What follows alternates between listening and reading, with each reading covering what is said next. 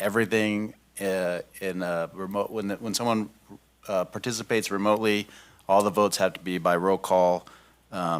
Supervisor Crew has to participate through audio and video. He needs to announce whether there's any other adult in the room with him. And if there's a problem with Zoom, the meeting has to stop. So that's about it. So first thing would be to. I'll make a motion that we approve the chairman's request. Okay. Do we have a second? Okay. Call for the vote.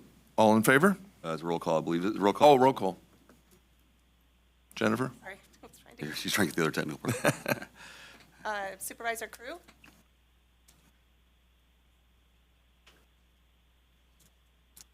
Hello? Yes, sir. We're, That's a vote for you. Do you want to vote for yourself to be on Yes. Zoom? Yes. Yes. all right, Supervisor. And my video is disabled by the host, it says. Okay, we'll fix that. Supervisor Onetto? Aye. Supervisor Epperson? Aye. Supervisor Brown? Yes. Supervisor Cornell? Aye. You want to or no? Okay, so Okay. I don't know if you heard County Council, but you need to announce anybody else that's in the room with you. Yeah, my bride is in the room. It's a 3-bedroom house. She's in a different room. She's in the kitchen, but she is here in the building. Okay. And did my video get going? You should be able to start it now. Try and start it. Okay, let's see. there you go. Now you're good. All right, so now I have audio and video. And I have to announce if I lose the video feed. Yes. Greg, is that right? We'll keep an eye on that. Well, we should be able to know Okay, that okay, from here. good. Yeah. All right. Okay, first item is public matters not on the agenda. We have to do the pledge. Oh, sorry, went beyond it. Wouldn't mind standing for the Pledge of Allegiance. I pledge allegiance to the flag of the United States of America, to the republic for which it stands, one nation, under God, indivisible, with liberty and justice for all. Thank you, Joan, for keeping me on track. Public matters not on the agenda, discussion items only, no action to be taken. Any person may address the board at this time upon any subject within the jurisdiction of Amador County Board of Supervisors. However, any matter that requires action may be referred to staff and/or committee for a report and recommendation for possible access to some subsequential board meeting. There's a 3-minute time limit. Anybody for the public?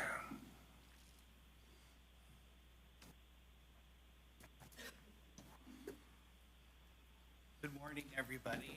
Morning. Dana Jorgensen. I just wanted to let the public know I have worked for many, many members of the legislature. I think someone's getting hold of me right now. Over the years, and I have taken a job with Assemblywoman Heather Hadwick, and she is the assembly person for most of Amador County, and I'm sorry, there you are, Dan. Yep. No, it unfortunately does not have Ione, and I don't know why they did that, but they did. She is from Modoc County. It's the first assembly district. It is a very large district. If I could paint a picture of it, the first assembly district is shaped like the country of Italy. So it is extremely long. So she's up in Alturas. So Oregon is Switzerland. She's kind of up in Milan, Modoc, Milan, and we're down in Sicily. So we're at the very bottom of the boot. And the district comes in and it has Shasta, so there's quite a few people in Reading, Siskiyou, Plumas, Lassen, comes down to Nevada County, and then it comes in and goes around Lake Tahoe. It does not have the population centers of Placer, El Dorado County. Goes into South Lake Tahoe, and then it's Amador County, except for, unfortunately, Ione, and Alpine County. So that is the shape. And I want to thank the board. I have an office here again in Amador County, and I will tell you, it does make a difference where the offices are. I'm going to be somebody else. So I want to thank the board for allowing me to have an office here, and just for the public, I am upstairs next to your offices. Assemblywoman has a farm in Modoc County. They grow pumpkins, hay. They have Highland cattle. She took her Highland cattle down to the Capitol a couple weeks ago for Egg in the Classroom Day. That was a hit. She has spent she's had a pretty varied career. She's been a high school, elementary school teacher. She's worked at the Modoc County Office of Education for a safety coordinator for schools. She was the PIO officer in Modoc County for the sheriff's office.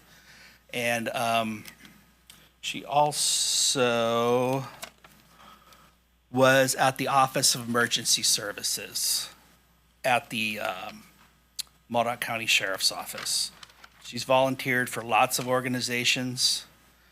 And I'll just quickly, her committee, she's on a lot of committees. She's on agriculture, appropriations, that's a good committee because that appropriates the money. She's on the budget committee, that's another good committee. We've sent several letters for budget requests for our counties already. I believe City of Jackson is one of them.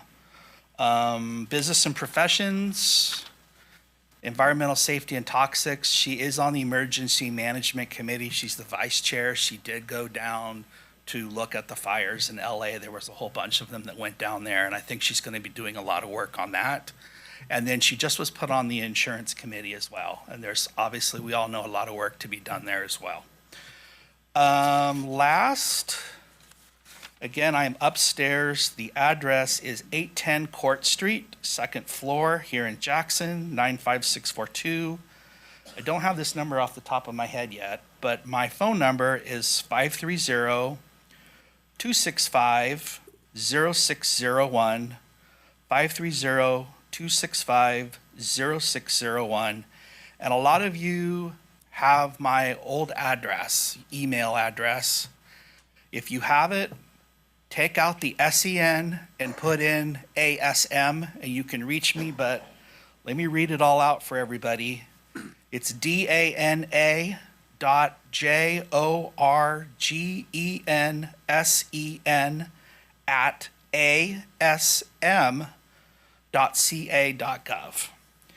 And again, I want to thank the board. I really appreciate you extending your hospitality, and looking forward to seeing Pat upstairs. And we'll take a couple miles of road in rent. Okay. All right. 409.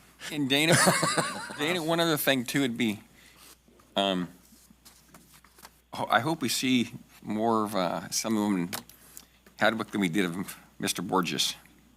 You will. Okay, good. You will. Yes. Yep. I spent some time with her. She is, I'm going to just, little commentary here. A lot of the work that's done in the legislature is relationships with people, and I was really pleased to work for Assemblyman Bigelow for all of his 12 years, and he was very good at that, and this county benefited from that. And I can tell you Assemblywoman Hadwick is in that line, and we're going to work to have some benefits as well. Good. So, Well, thank you. Thank you. thanks.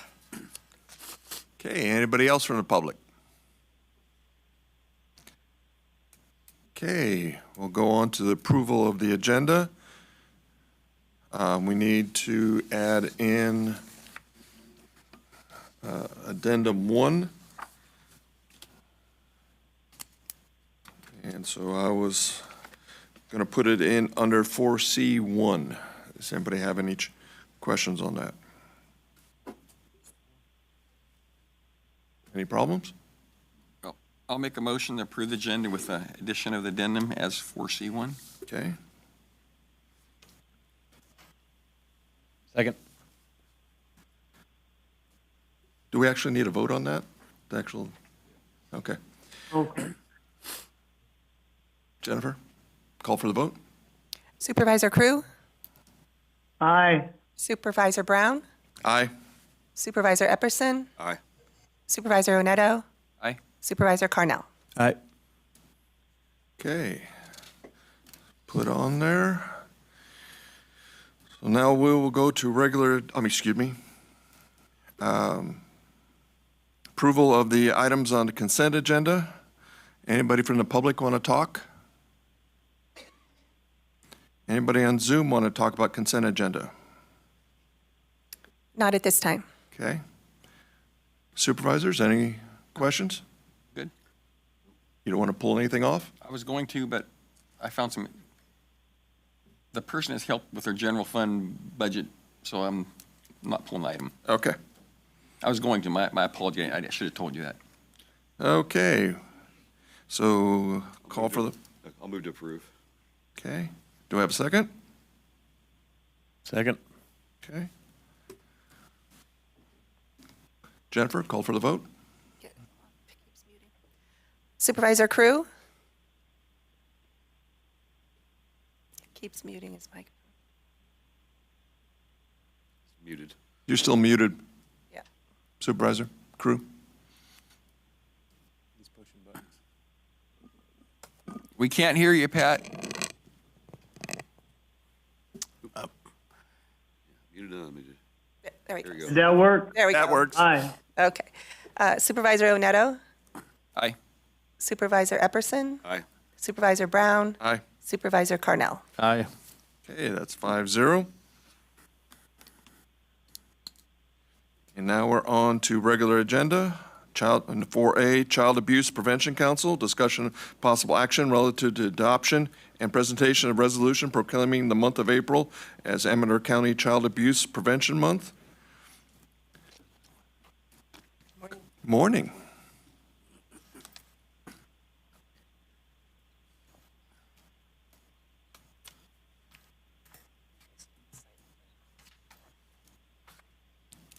Good morning, I'm Nina Machado. I'm the Executive Director with First Five Amador, and we also oversee the Child Abuse Prevention Council.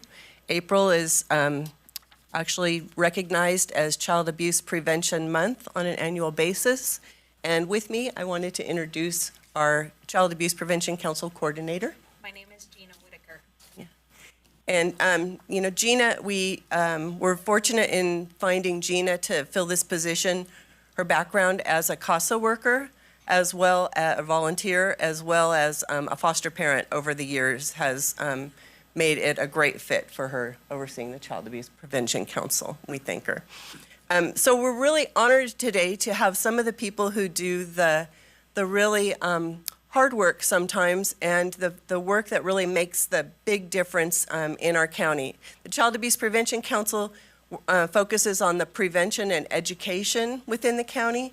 And then these folks behind me, these fine folks behind me, are the ones who actually put in action the day-to-day work with families to try and have children in safe and loving environments, which we know creates a safer and more prosperous county overall for everyone in all ways.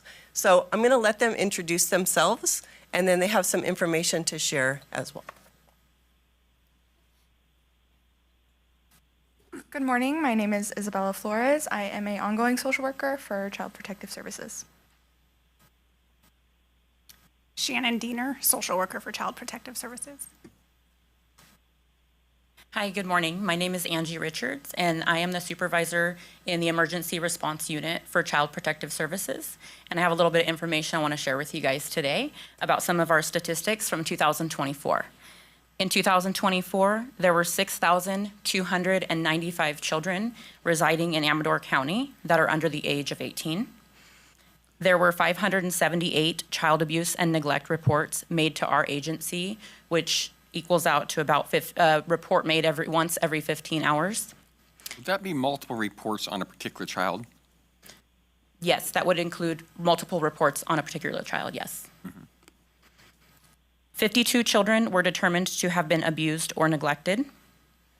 31 of these children were declared dependents of the juvenile court, and 24 of them were placed in out-of-home care for the first time.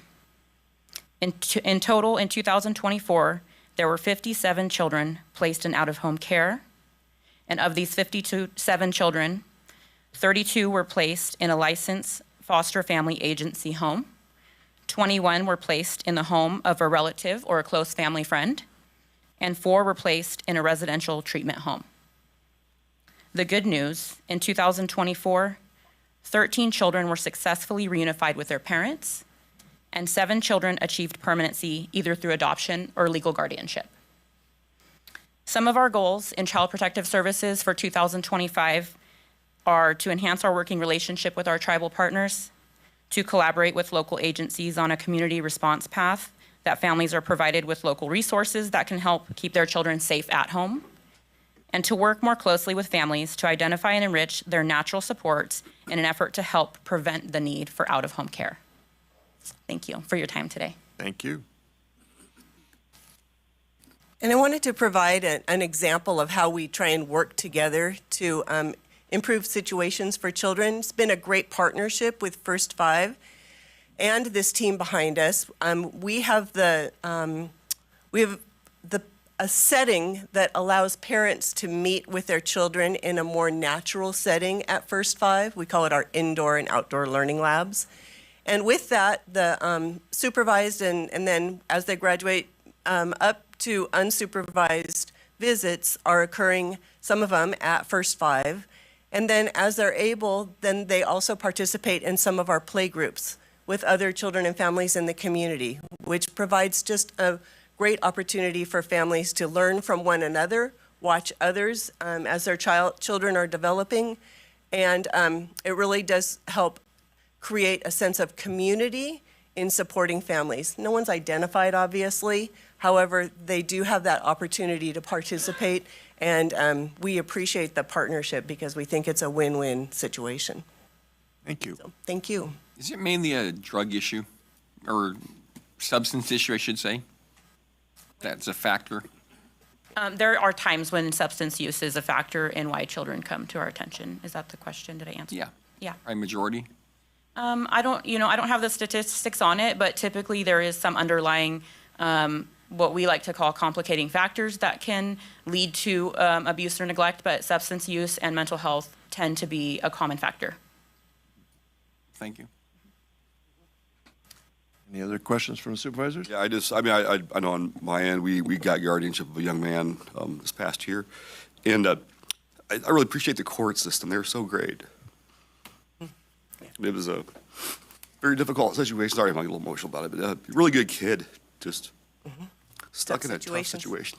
Yes. And he's doing really well, getting counseling and everything else, and he's just been a real nice addition to our family. But That's great. he started staying with us, and we didn't know what was going on. And, we talked to him a little bit, and next thing you know, we're talking to the court system, trying to figure this out. And they were, thanks, man. And we ended up getting guardianship, but their court was so helpful. I just couldn't. I was concerned because we went to his school, and the school didn't know, and they're like, "He lives with you?" I'm like, "Yeah." And then next thing you know, we're down at the courthouse trying to figure out how to keep this kid out of worse trouble. And they, I think it's on Mondays and Fridays, went down there and met a lot, trying to figure out, navigate the system. I think that's the hardest part for people on the outside is navigating the process because it's kind of a, this and that. And but they were super helpful, and every person we talked to has been great. I mean, it took us about 6 months to get it all figured out, but with some good support and some good advice. And I just want to thank you guys for your work. I know I work with the kids a lot, and you don't know their stories and start chatting with them, and all of a sudden, you find out what's going on. And I don't know if there's anything you can direct the public to as how to help people out or how to, what to look for, that kind of thing, or there's some resources to look at. I mean, if you're a mandated reporter, you have to get training every year or so anyway, but is there other resources you can direct the public to? Well, and we actually Gina does mandated reporter trainings at our office on a regular basis, which is another opportunity for people to learn as well, not just for mandated reporters, but others who want to learn a little bit about the system. We do have, we have resource cards. We try and navigate as best we can when people call in and need services, when you can tell families are struggling and connect with others. I have to say in Amador County, we're really fortunate. We have a really good bank of resources in the community. People just need to be well-versed on those, and that's something that we work on, with the Child Abuse Prevention Council too, in making sure that folks know about what it is to help reduce some of those stressors in families' lives so that you don't end up in that situation. And along the hopeful part, for the first time, Gina, along with the CASA crew, which is under Nexus Youth and Family Services, hosted the first Light of Hope in Amador County, and that was last week at Pekovich Park. And it was a really great gathering, and the judge actually did come, and she just speaks so well to the subject. So we've got a good team in Amador County working on these things. So thank you. Thank you very much. Thank you. Anything else? Okay, anybody from the public? Anybody from Zoom? Not at this time. Okay, I'm going to read the resolution and we're going to vote on it. Resolution proclaiming the month of April as Amador County Child Abuse Prevention Month. Whereas all children deserve to grow up in a safe, nurturing environment to ensure they reach their full potential. Child abuse and neglect is a serious problem affecting every segment of our community, and finding solutions requiring input and action from everyone. And whereas child abuse can be a long-term psychological and emotional and physical effects that have lasting consequences for victims of abuse, our children are most valuable resource and will shape the future of Amador County. And whereas protective factors are a condition that reduce or eliminate risk and promote the social, emotional, and developmental well-being of children. And whereas effective child abuse prevention activities succeed because of the partnerships created between the children, welfare professionals, educational health community, and faith-based organizations, businesses, law enforcement agencies, and families. And whereas communities must make every effort to promote programs, activities, and policies that create strong, thriving children and families. And whereas we acknowledge that we must work together in a community to increase awareness about the child abuse and contributing to promote the social and emotional well-being of children and families in a safe, stable, and nurturing environment. And whereas prevention remains the best defense for our children and families. Therefore, it is resolved by the Board of Supervisors of Amador County, State of California, that says that the board hereby proclaims the month of April 2025 as Amador County Child Abuse Prevention Month. And call for a motion to approve that. I move its adoption. Second. Okay. Jennifer, call for the vote. Supervisor Crew? Aye. Supervisor Oneto? Aye. Supervisor Epperson? Aye. Supervisor Brown? Aye. Supervisor Carnell? Aye. Okay, this motion is hereby passed. The resolution, excuse me. So, do we get to take pictures?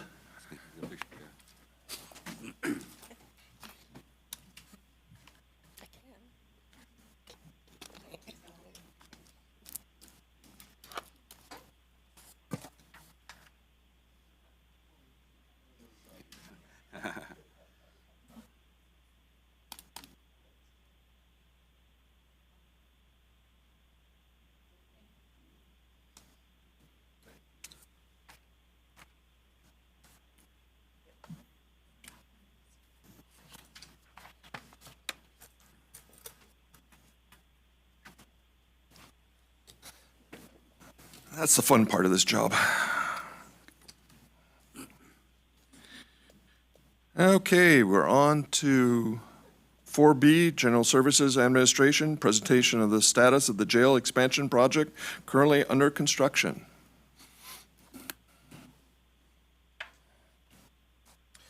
Morning, Board. Morning. GSA Director Glenn Spitzer. I am just going to give a few statements for context. So the purpose of this presentation is twofold. One, it's to provide an overview for the new board members and also to provide a status of the project. And presentation is going to be given by Lance Durfee from Vanner. And Lance, if you wouldn't mind just start off by describing Vanner's role in the project. Yeah, we're the CM. We've been on the project from the very beginning, doing constructability review, estimating. We represent the county in managing the risk of construction, design and construction. Okay, continue on, please. This will be another positive presentation like the previous one. Out of all of, I've got 4 jails going. Go ahead and pull the mic over to you a little bit. Thank you. There we go. I've got 4 jails going on right now currently, and by far this project is performing better than any of the rest. Clicker. Just say next. So I know we have a couple of new board members that probably don't remember or are not up to speed on the project from the very beginning. This is an SB 863 funded project with state funds. It was funded back in 2015, and you think from 2015 to a couple of years ago, what's changed within the whole construction business and, inflation and escalation. Unfortunately, because of the delays, the county has had to kick in more money in their matching funds because there isn't a mechanism with SB 863 to go back to the state and ask for additional funding based on, the current projected cost of the project. So we overcome that, originally, if we could move to the next one. Before I get in those details, we had an appeal on the CEQA, which delayed the project. The state wouldn't allow us to move forward with construction until that cleared the courts. So that took some time. The appeal was not meritorious, and it finally cleared the courts, and we were allowed to move forward. The project is 40 new beds, 2 new day rooms, program treatment room, dental rooms, exam rooms, offices, a rec yard, and access to the existing rec yard, new control room, mechanical equipment room, and a mobile command structure, basically a carport for the sheriff's mobile command. That's kind of the overarching scope. We're at about 12,700 square feet of additional space onto the existing jail. It's a challenging project, and we've overcome many of the challenges. It has a very complex foundation. We've got a lot of rock X that we had to X into and anchor the building into and run the utilities to. We're basically reconfiguring utilities that also serve the existing jail, so it's very important that we mitigate any impacts to their operations. And then we have to build out. There's only one access, and we're on a pretty steep terrain, and we had to build out. We've overcome some of the big challenges so far with the risk of my colleagues condemning me for saying that we've overcome some pretty big challenges forward, but I really like where we're at right now. We've used up about 2/3 of our construction time, with a third remaining. Next slide, please. We're looking at the third quarter of this year for substantial or final completion, and then we have time for activation, getting to the point where they can serve their first occupant. The notice to proceed, of course, we started it in the beginning of last year, in the beginning of the rainy season, which never helps us when we're dealing with the dirt work in the very beginning of the job. So rain has been a challenge, and that's about the only challenge that I see on the project has been schedule.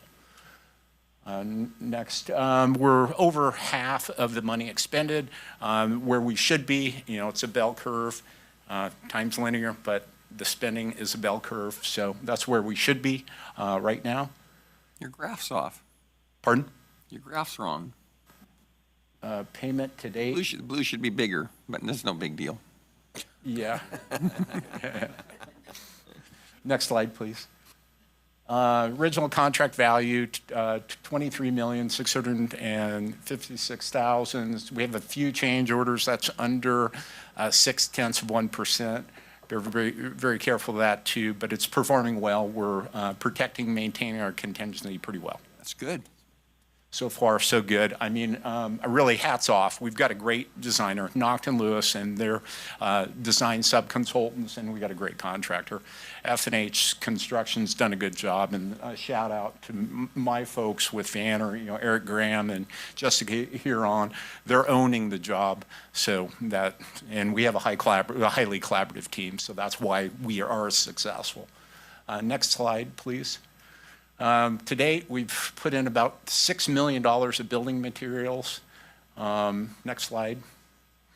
About 1,000 yards of concrete kind of through March. Like I say, it's very complex, the foundation, building into a hillside. Much of the complexity of getting the foundations up out of the ground's done. And I'm glad to see that. We've over 90,000 pounds of reinforcement, a lot of reinforcement in a gel, and a gel on a hillside. Next slide, please. About 2,000 pounds of rock, engineered fill has been brought in for underneath the slabs. Obstacles. I talked a little about the CEQA lawsuit that delayed the project, which really drove cost and contributing costs for the county, which was highly unfortunate. We've had some heavy rains that we've had to deal with when we started the project and, the beginning of this year too, in the second rainy season, but we're soon to be out of that. With all jobs, we struggle a lot of times with having good as-built for underground utilities. That's been a challenge here. We've found some things as we go along. We're anchoring the whole building and trenching in the utilities in pretty significant rock excavation or weathered rock, which has been a challenge. And then I mentioned site access. You got to build in and build out. So that's always been a challenge, but when you've got good contractors and a highly collaborative team, you overcome challenges well. Where we're at right now is our critical path is kind of moving from getting our foundations and our slab on grades complete. We're soon going to be out of that business and going to be in the CMU business. We're looking at drying in the building probably midsummer, and then it's all the interior, what we call the tenant improvement portion of the job. Had some other challenges with retaining walls. Basically, the access from the lower parking lot to the jail. We have a bunch of utilities that go through there and existing hillsides that we didn't want to disturb, but we've overcome those challenges well too. And then there's kind of a before and after picture. You can see how difficult this job is on the steep terrain and only one way in and one way out. So overcoming those challenges quite well. And then we've got a lower parking lot. You can see that it's being constructed that goes along the retaining wall and connects the two. If anybody from the Board of Supervisors would like a tour of the job, please ask. Readily available to show you guys more specifics. And that's about it. If you guys have any questions, again, hats off to F&H Construction. This job's performing better than any of my other jobs. They're doing a great job. We have a highly collaborative team. Mark Alvaria has been a great owner's rep, and that's why we're succeeding. Okay, any questions from the board? Okay. Very good. Any questions from the public? Anybody on Zoom? Not at this time. Okay. Thank you very much. Appreciate the update. Thank you for the update. I do appreciate it. Okay, that was presentation only. We're on to 4C, request to advertise ITB, 25-1, State Route 88, Pine Grove Corridor Improvement Project bids.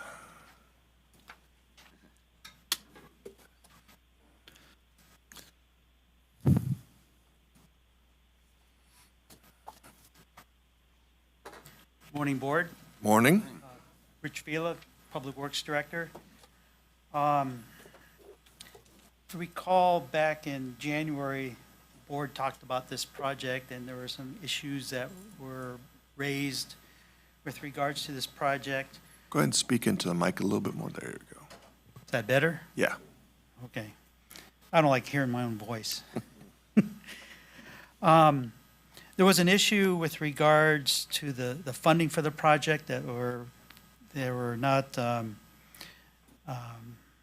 allocation for them had run out, and so the board approved a time extension request to be presented to the CTC, the California Transportation Commission, to recapture the lapse funding for the project. And the CTC approved that request at its meeting in March. The extension of the deadline for construction award is now at August 31st of 2025. And so from the terminology of construction award in the Caltrans dictionary, that would be chosen contractors under contract to perform the work. So, you bid out the project, you approve the award, and get the contractor under contract. So that's what that deadline would represent. There was another question with regards to the funds and how they can be used. Basically, the funds that are set aside for this project are for this project only. If they don't get used for this project, they'll go back to the state for reallocation as the state sees fit. Summarizing that. Because that was a concern of the board.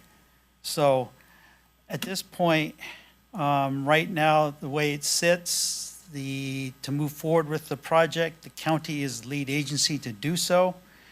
As I understand, Caltrans will not assume lead agency status for that in those regards. So at this point, there are two options to proceed with the project. The county advertises, awards, and administers the contract. In Caltrans lingo, it's called 3A.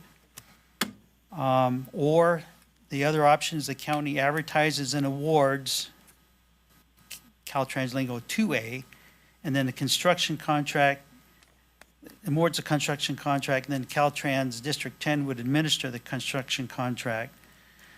One issue the thing with option 2 is there would have to be new co-op put in place, and then necessary coordination between the county and Caltrans to facilitate that.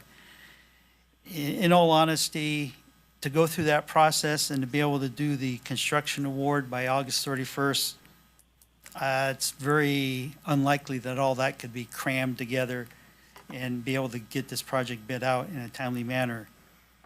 So it's recommendation of staff that to move forward with the project, that we do the 3A, we advertise, award, and administer the contract in order to get this done and not risk not meeting that deadline and losing the majority of the funding that's set aside for the project. So that's that's basically where we're at. And so it was recommended that I bring this back in front of the board for you guys to deliberate and provide direction as far as being able to move forward with the request to advertise the project. Okay, back to the board. Supervisor Neto? Any questions? Yeah. I was just waiting, thought somebody else might have some. But anyway, one question I'd have is, we have, what, a $2 million contingency, roughly?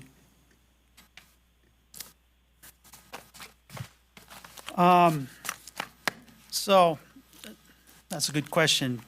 Just to briefly go over the dollars on this.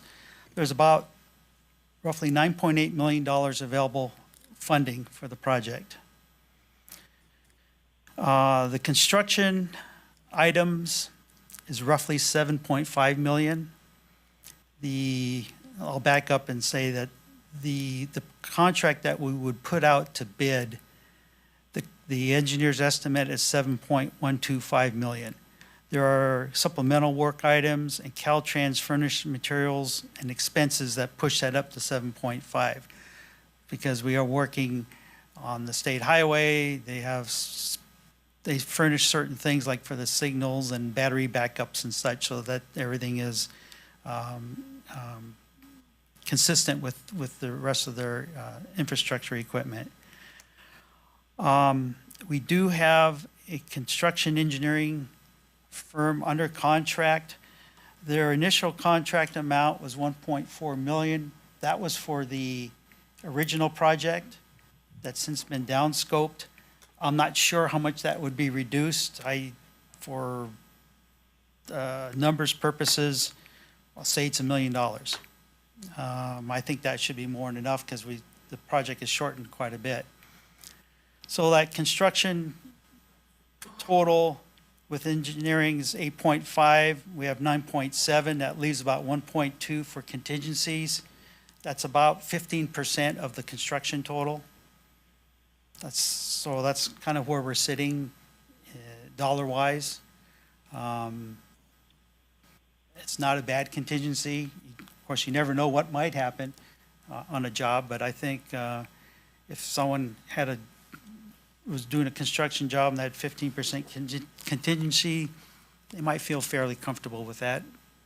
That's a concern I have if we go ahead, and we get in the project and there's a bunch of add-ons and things pop up.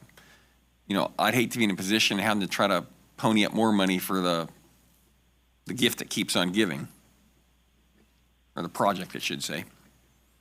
Because if we award a contract or contractor, I guess a question I have, if we get in there and say we're going over budget, could we reduce that contract? Or he'd say, I bid on that contract and you need to fulfill it. There is a limitation of how much you can reduce a contract. I don't have that number off the top of my head, but if you reduce it by any significant amount, it throws off the validity of the bid, of the project that you bid out. And county council may be able to throw a better idea on that, but it seems to me, if you reduce your project more than 15 or 20%, I think you get in trouble with that, because now you got a project that's So there's a little different. wiggle room then. A little bit, but if you go too far, then your project becomes significantly different than what you bid out. And a contractor that maybe didn't get awarded the job said, well, if I knew that project only consisted of this amount of work, I would have gotten that project or whatever. So it's hard to massage a project a whole lot after it's been bid out. The other issue is the fact that Caltrans is issuing a permit based on a certain project, and us changing that project can change that approval. So we would likely be on the hook to Caltrans to complete that project. The biggest thing is we're asking for bids right now, and we can still decline this whole project once the bids come back. That's true. Right, the project comes in without enough contingency, we can say no. Because if we burn that contingency, it's gonna come out of the general fund or it's gonna come out of Public Works' budget. Right. I don't think there's any money coming from Caltrans. So right now, the only thing we're doing is just advertising it to see what the cost is it comes back. And maybe selecting a contingency that we feel comfortable with right now. Yeah, as long as that's clear in the bid documents that, this is a very narrow project to get through to the finish line, so that contingency is important. Any more questions from the board? Just a statement. I wish this thing had never got started. The amount of money we spent on it for the benefit, I think is, and I don't blame Mr. Vila. It happened way before him. It's he's just trying to clean it up. But from everything we've seen and heard, we can't get the money back to use elsewhere. And if we don't do this project, it's probably going to go away, period. It's kind of a bitter pill. I'd like to see it die. I tried to kill it years ago, but it's like a phoenix that kept coming out of the ashes. So I don't see we're kind of having much of a choice. Are we comfortable with like a $2 million contingency? Can we kind of pick a? Well, we'll have to make that. When the bids come back, we'll have to kind of see what that turns out to be. Well, telling the contractors that our price can't exceed this would certainly be a good move. If someone wants to come in with a $10 million fee, we're just going to tell them out front, don't waste your time. Yeah, the project's over at that point for sure. I mean, do we need to discuss having an upper threshold of what we're comfortable with, or is that something we can do now, or? You can do that right now. Because right now we're saying, 7.1. Is that too high, do we think, or is that something we want to pare down a shade, or what we want to do? Really, we have to see what the bids come back at, see what the actual, because we're just, we're asking a contractor, Right. try to figure this out, what it'll be, but what an actual second contractor comes that actually wants to do it. Okay. I just don't want to waste their time if they all have to go put all the work in to bring us $10 million bids. I'd rather them know up front. We need to know what we need to know, or we need to have the price where we need it. Supervisor Crew, did you want to say something? I mean, I would Supervisor- echo Supervisor Oneto's comments that we were lucky to get the $6 million back, and we got about a very small window. So we have to be very concerned about the contingencies. But John Gedney has assured me that most projects, and Richard, you may know this too, when it finally comes down to the final bid, you can usually assume an 8 to 10% on a project. So 15 gives us quite a bit of wiggle room. Would that be a fair statement, Richard? Yes, I would say so. I mean, if we were bidding our own projects internally or whatever, I would hope that, that we stay within a 10%. That's a pretty good contingency. So there's no guarantees, obviously, but I think somewhere in that range of a 15% contingency should be, if the bid's been put together thoroughly and such, to try to minimize the surprises and such, we should be okay. Right, and we tried to, or John Gedney carried the torch forward for Caltrans to take over as a lead agency, which would have gotten us off the hook on the contingencies, and they wouldn't do that. I don't know that I blame them, but we tried to shoot for the moon there, so. But as much as I have always thought this was a pie-in-the-sky project, we're going to lose that $6 million and some federal funding if we don't bid it. So we still have one chance at the bid opening to turn it down. If I understand that correctly, Chuck, there's still a chance to say no. That's correct. If it's beyond our budget, we can say no. Okay. Well, I'm not going to commit that dollar you wanted for the district attorney, even, Brian, to the Pine Grove project. I appreciate that, Supervisor Crew. So you said there's 9.8 million available? Yes. Now, so I was looking at the cost is the estimates 7.125 or maybe 7.5.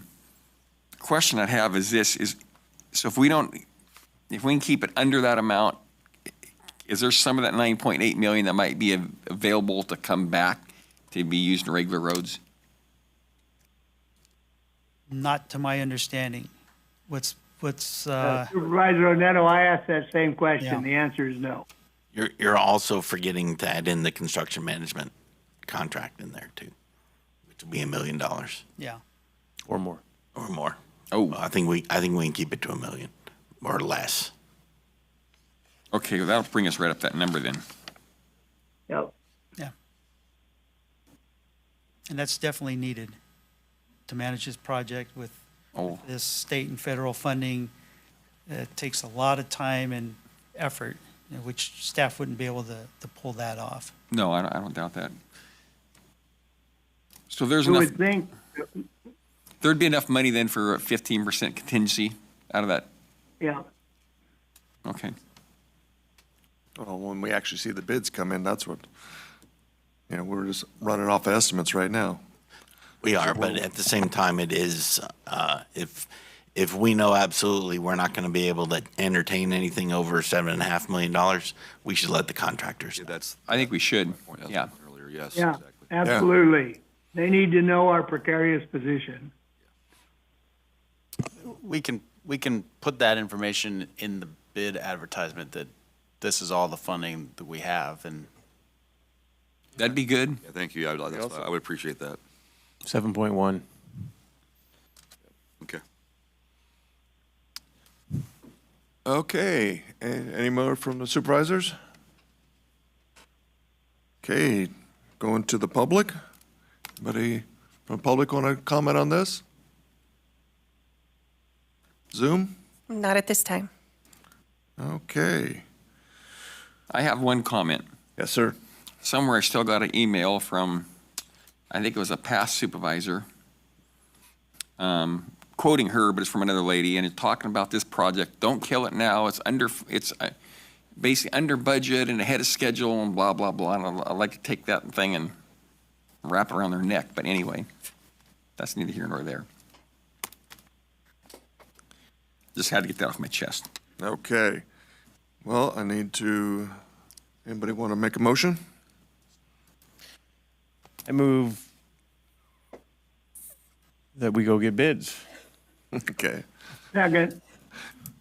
So you're wanting, as Rich was talking about, you want to go keeping with us, not merging with Caltrans. From what I understand, if we merge with Caltrans and it goes over budget, it's on us. And they're the ones managing the project, and they're the ones that decide what the budget will be. So option one with the recommendations? Yeah, Correct. they're also billing the heck out of this job while they're working on our behalf. So, Okay, we have a first. Do we have a second? Second. Okay. Supervisor Crew is the second. Jennifer, call for the vote. Supervisor Crew? Aye. Supervisor Oneto? Doug, yeah. Supervisor Epperson? Aye.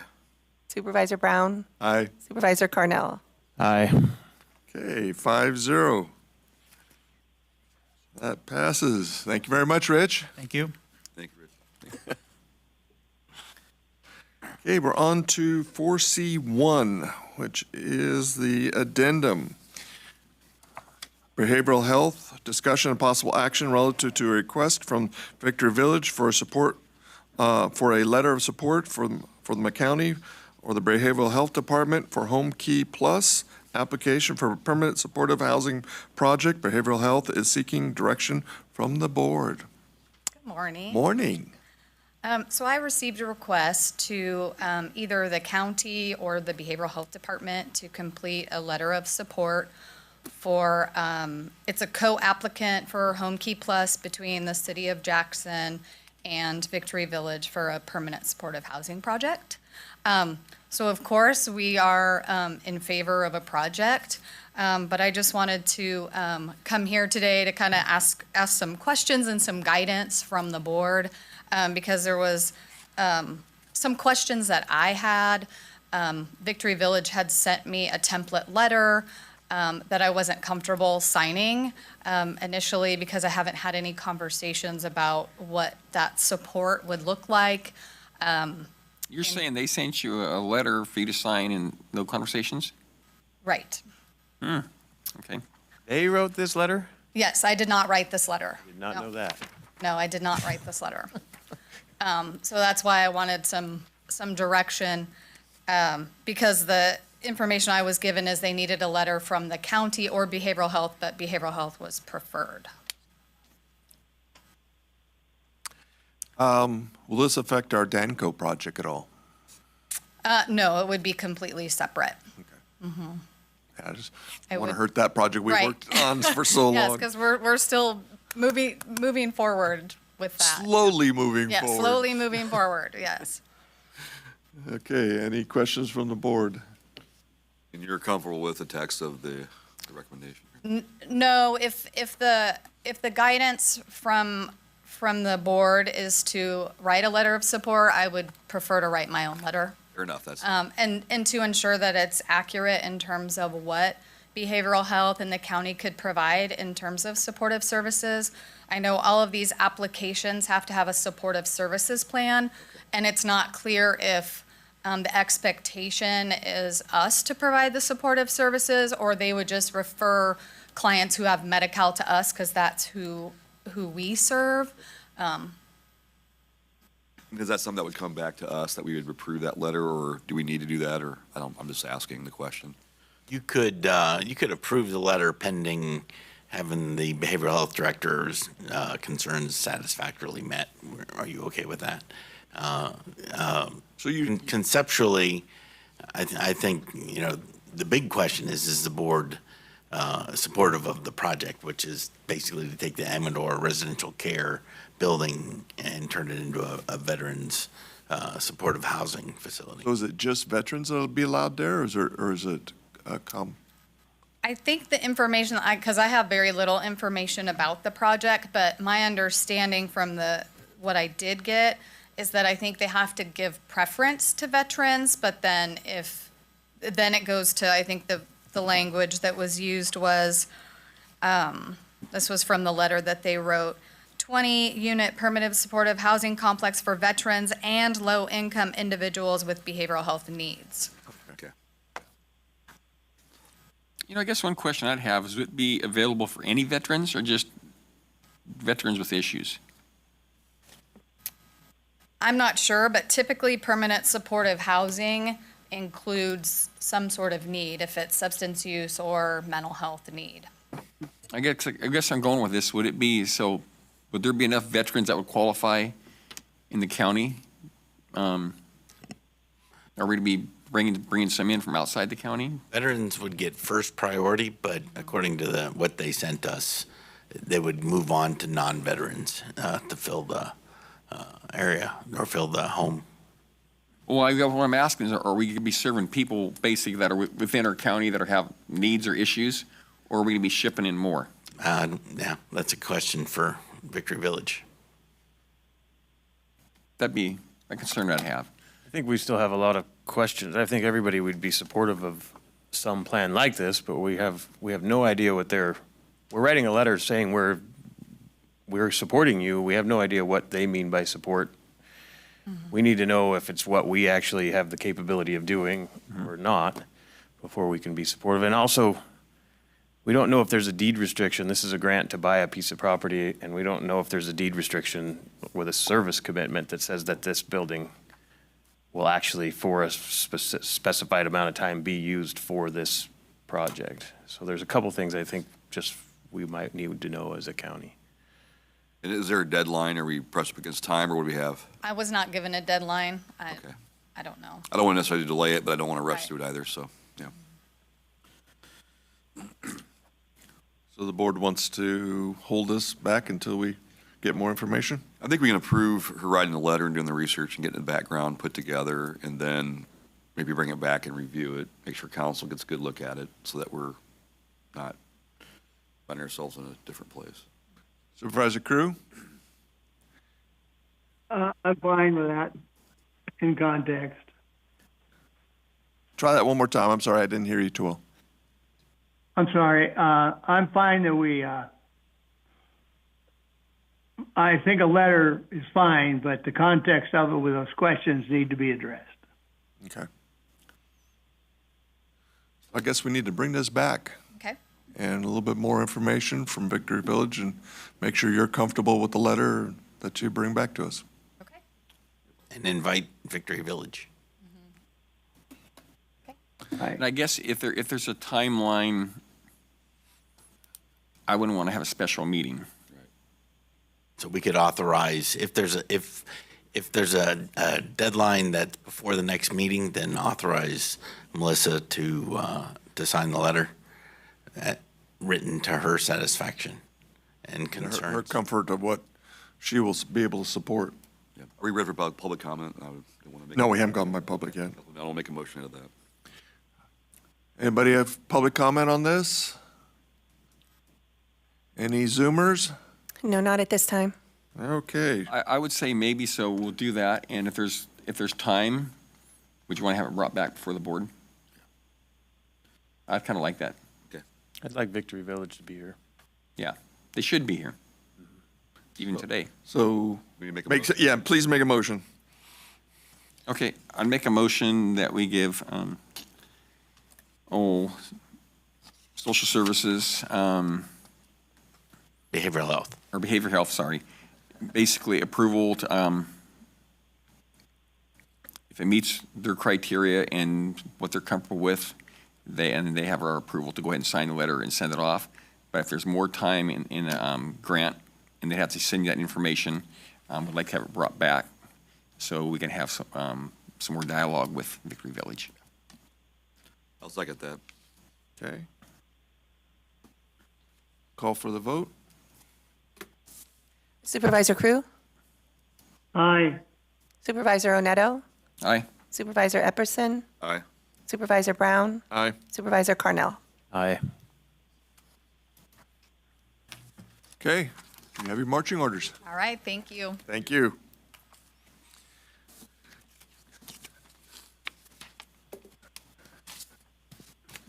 We're on to 4D, Administrative Agency Discussion Possible Action Relative to Request for Allocation of Funds from 2025-2026 to Amador County Chamber of Commerce. They've been so diligently waiting in the back of the room and appreciated it as we go through all our stuff.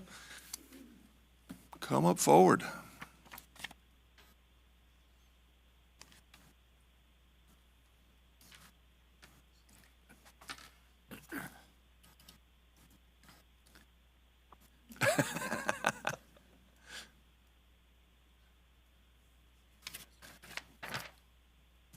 Good morning, Board.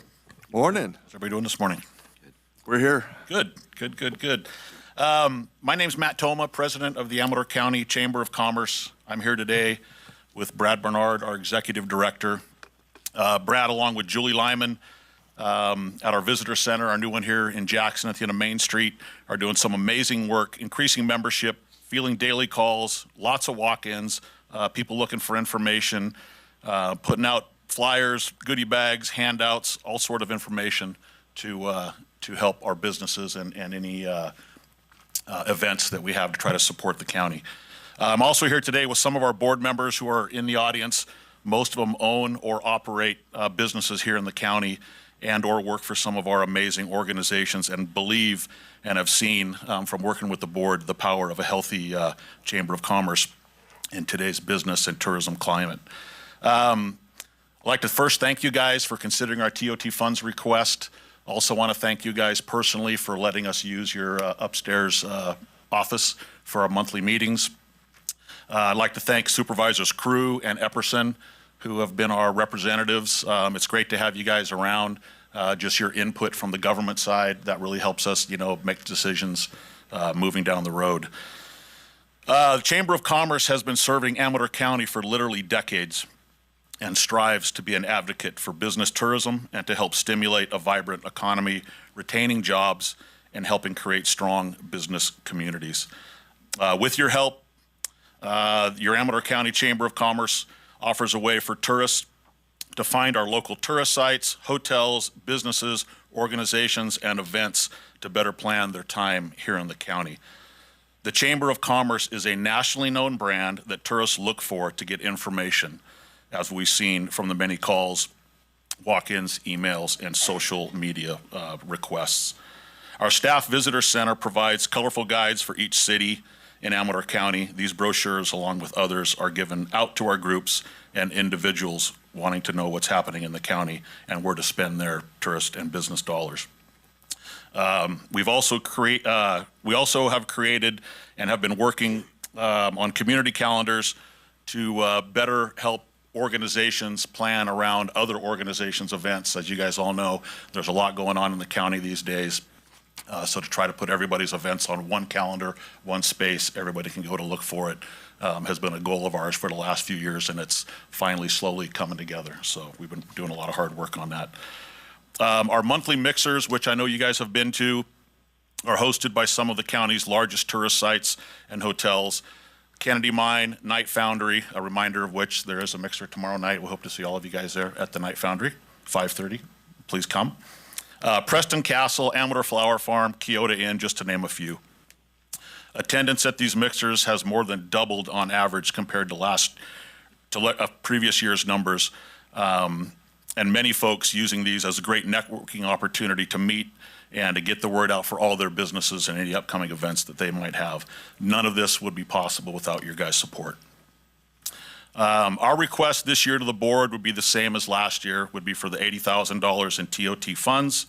One of the areas we've increased spending is our advertising and social media presence, all which helps our businesses to get their word out for the tourists, any events they're having, specials. Just an example, our Facebook, we've received over 110,000 views, 3,300 interactions, and 3,600 followers, which is up 4.2% just in the last 90 days. These numbers continue to show growth and engagement, all helping to bring visitors and locals alike to our businesses and events. While we are increasing our membership, we are seeing an increased number of businesses struggling to meet their needs due to the economy. As you all know, increased costs in rent, utilities, insurance, et cetera, are taking away from some of our proposed programs and to help build up our new visitor center. We're requesting this funding to continue to build on what we've built last year's funding, and ensure Amador County has a strong chamber to support future growth. Our members use the chamber as an advertising tool to help promote their businesses, specials, and anything else they want to get out to the community. The chamber also helps to promote pretty much every event and campaign countywide. Both tourists and locals alike know to reach out to the chamber for news and goings-on in the county. Our new location has seen a large uptick in both phone and walk-ins alike. While our membership is growing, it just means that we have to do more with the same amount of funding.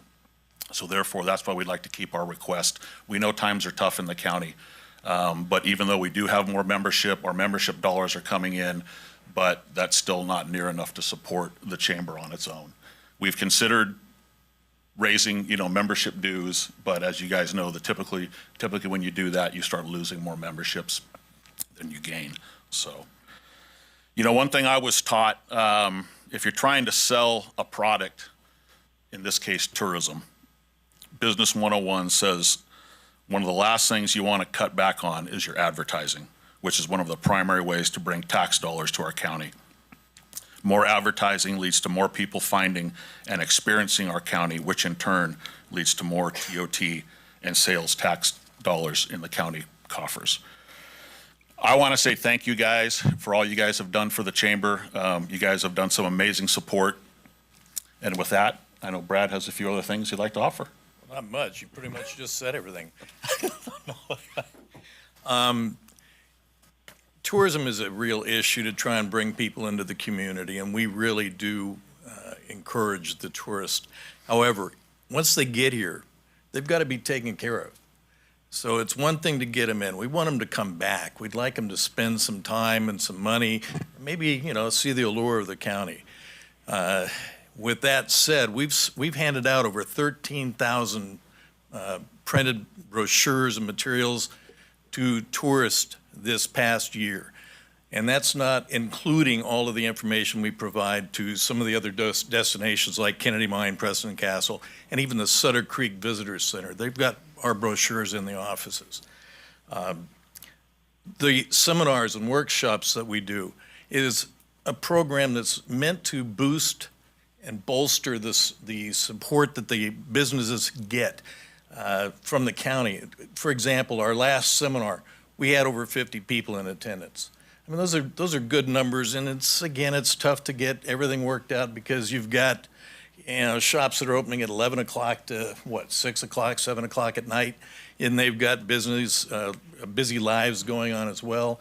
To try and get them in there and figure it out, and still that we're able to find the time to show up for those kinds of events.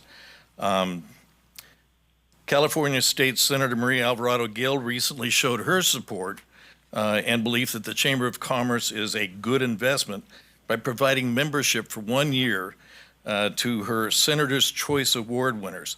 Of the 35 that were named, only 6 were not members.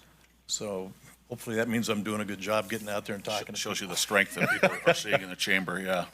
We are working on some fundraising programs. And we've got some of you might even be going to it.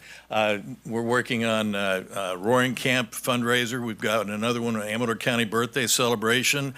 We're working with or talking to Preston Castle and Rail Explorers, trying to generate some extra revenue.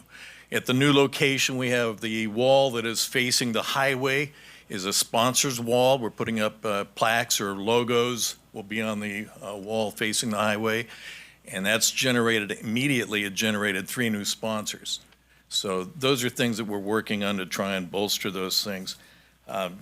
Again, all done and said, we just encourage you guys to see the value that we offer to the community. We ask for your continued support. And, think of us as an 8th mile road repair. We're there for long term. And You shouldn't have brought that up. I know it's on all your minds. So. Well, that's true. All right. Thank you, gentlemen. If you have any questions. Any questions from the supervisors? No, I do appreciate just the information you put forth. That was helpful. Yeah. Thank you. It was nice. But Yeah, hopefully you guys have read some of the information that Brad and Julie put together in the packet, because it kind of goes to show, I'll be honest with you, I've been a businessman in this county for over 30 years, and, we joined the Chamber of Commerce just because it was the thing to do. Never really got involved in it and stuff like that, but over the last 8 or 10 years, being a board member and then an executive board, now president for the last 4 years, going to these mixers, talking to businesses, and just seeing how some of them, just the help that they get, some of them are, quote, coming out of their shells, being able to do more with other businesses and helping with their advertising, helping to promote them. I think it really helps, prop up your business community, and I think that's a really good use of, some of these TOT tax dollars for sure, so. All right. I'll be quite blunt and honest. I was thinking 50. I appreciate your information. I'm looking at maybe 60. I know it's a $20,000 cut, but. Well, and that's why, we know times are tough, and therefore that's why, we're trying to evolve also, come up with other fundraising, events and stuff like that, just to help keep our programs going and to keep the businesses going. And if you take out the measure, that's almost getting you guys back to neutral just about in a way. So Right. That's kind of where I'm at. Okay. I really do see the value. I joined for a very good reason, because it's good to see all the new faces and people getting involved, and shopping local. I think everybody knows that's kind of the path forward. We got to get that. Right. I think everything we do to get new people in, and locals just looking around, I think that's huge. Right.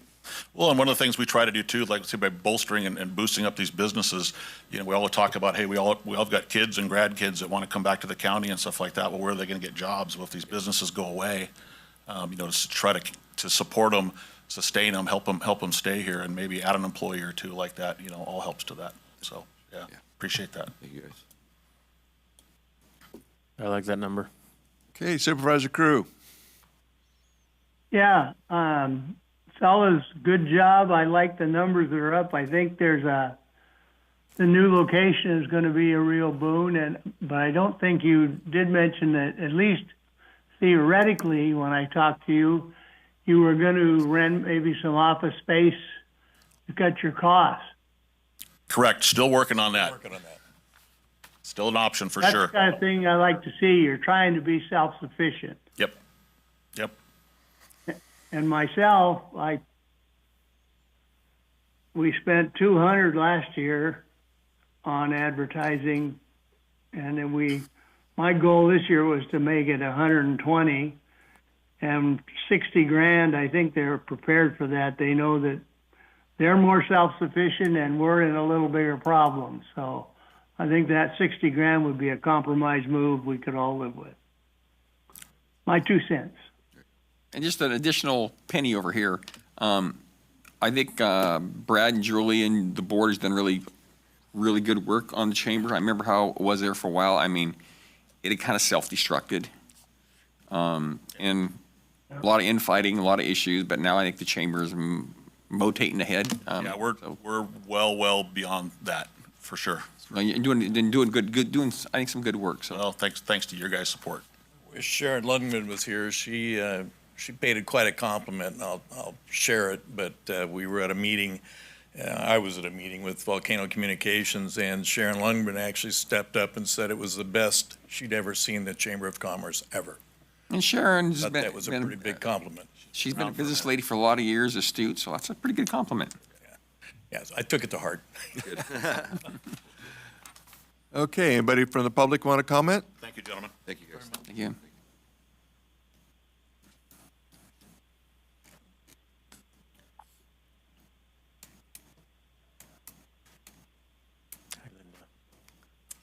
My name is Linda Gonzalez, and I'm the president of the board for the Kennedy Mine Association and the manager of the Kennedy Mine. And I want to just start with, when I started working at the Kennedy Mine, there were very few people there, tours were very limited, and what we always heard was, I've lived here all my life and I've never been to the Kennedy Mine, even though it was there. But thanks to groups like the Chamber, people know that we're there. And one of the biggest things that the Chamber has done is producing these flyers for each community, recognizing them. And we are getting people from all over the world. Just this last weekend, we had people from Czechoslovakia, people from Finland, as well as local residents and Bay Area residents there. And they pick up these because they want to see what else they can do or come back. They will be back to the county and come again. And it's things, the promotions like this and being able to walk in. For me, it's really important to walk in one location and collect everybody's flyers instead of having to drive between each one. It's a critical aspect of it. And so the Chamber has assisted us in meeting other people that we can go to when we need services by their mixers and being able to work with them.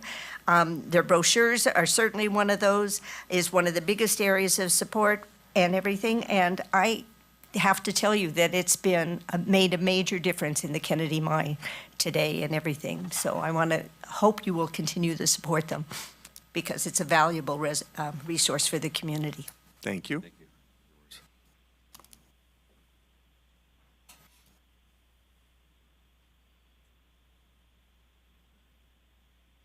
Tracy's here to say that ACT and the Chamber have merged and joined forces. Brian, you're a good comedian.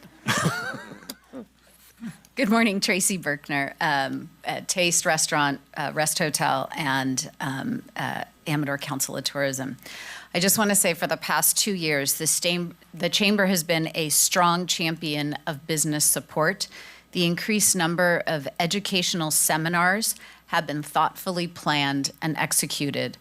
The networking and social opportunities at the monthly mixers is extremely robust.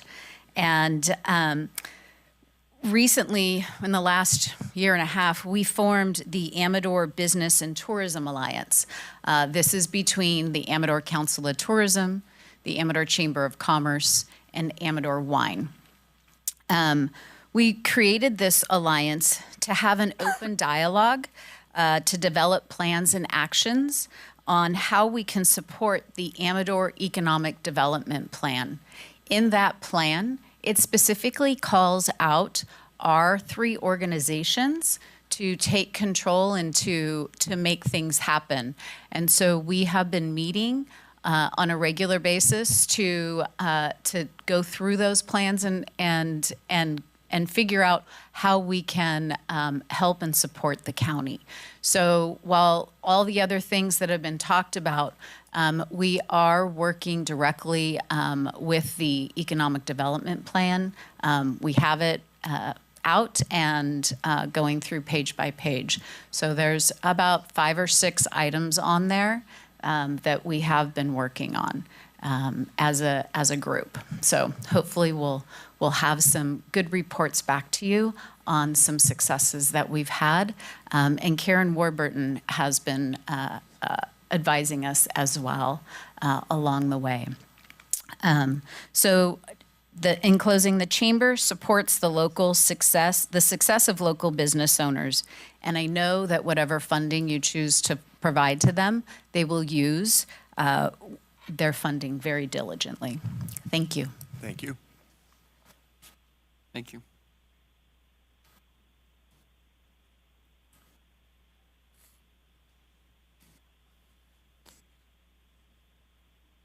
Good morning, Board.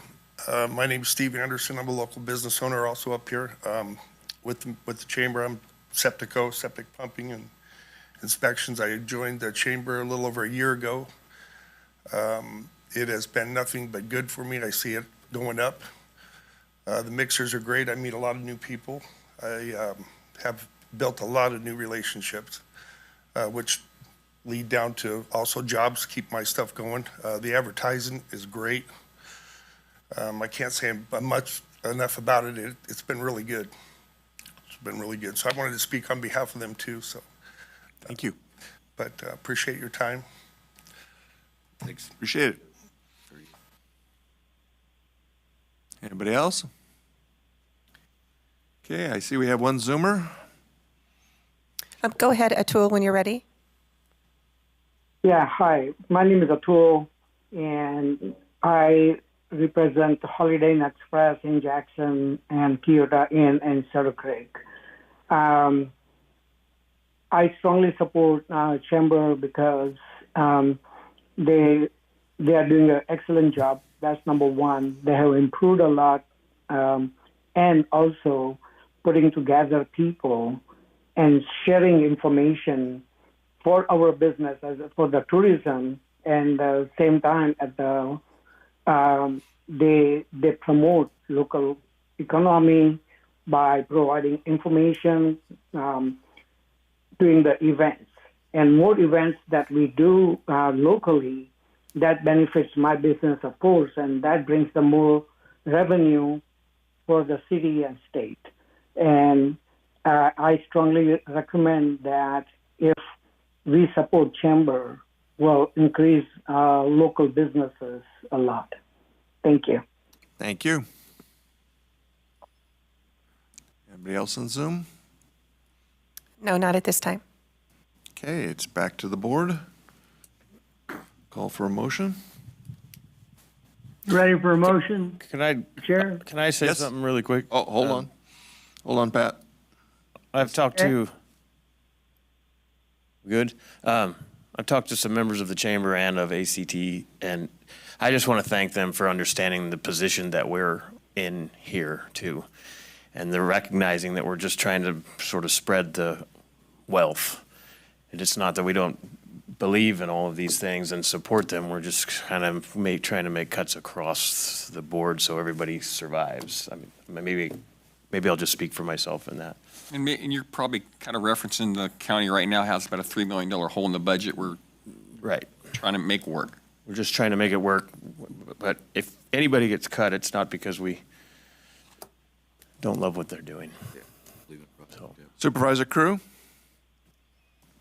And to add to that, we're not really just picking on any one group. We're taking a hard look at every budget of every department coming up till the May 8th budget review or whenever it is. So with that, investment in tourism is an important thing, and I was thinking 50 with Brian, but I would like to make a motion that we give the Chamber of Commerce $60,000 for this next fiscal year. Okay, that is the first. Do we have a second? I'll second it. Okay. Jennifer, call for the vote. Supervisor Crew? Aye. Supervisor Oneto? Aye. Supervisor Epperson? Aye. Supervisor Brown? Aye. Supervisor Carnell? Aye. Okay, that is 5-0. Thank you very much. We do appreciate how much you guys do for the. Yeah.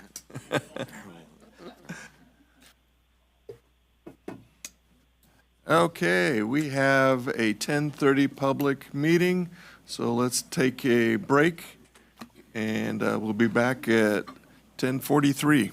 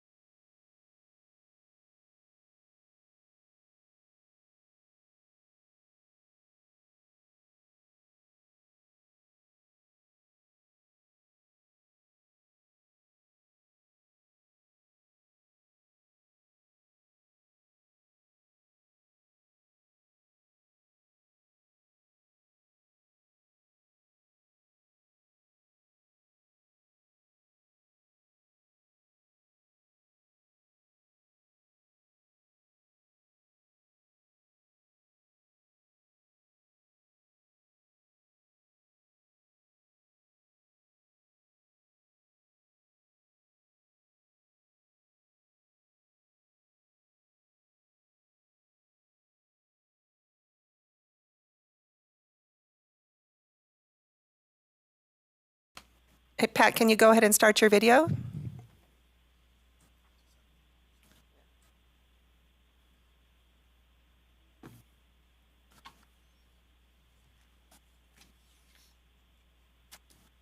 Oh, no.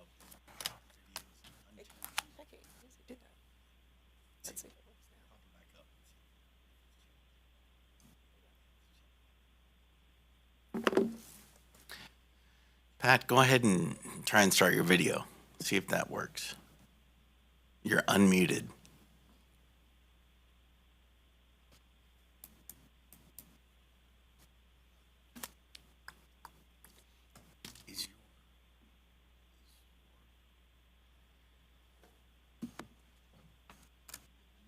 I'm unmuted, but he's unmuted, but he's not.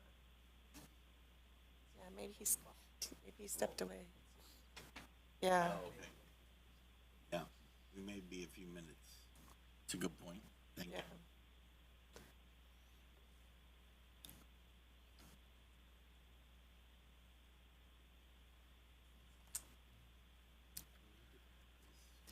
Yeah.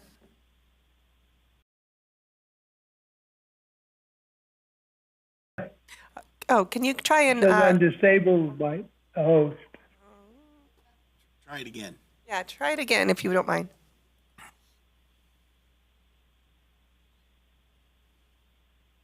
And start the video. Nope, leave it. Okay.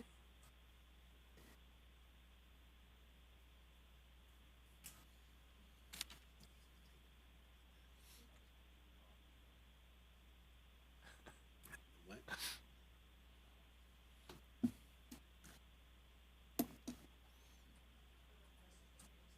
Oh.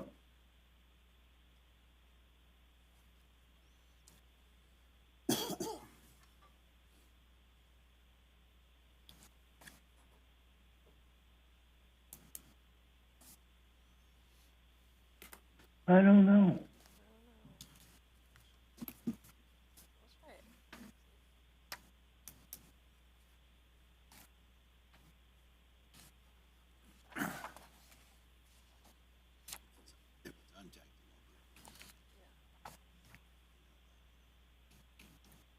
Should I log out and back in, Jennifer? What do you think, Chuck? Because I don't know. That's the way we had it set up last time. I thought there was a drop down.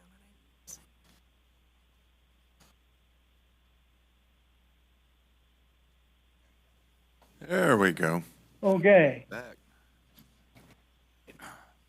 Now I got both, according to my screen. Yep, we see you. Okay, we're back in session.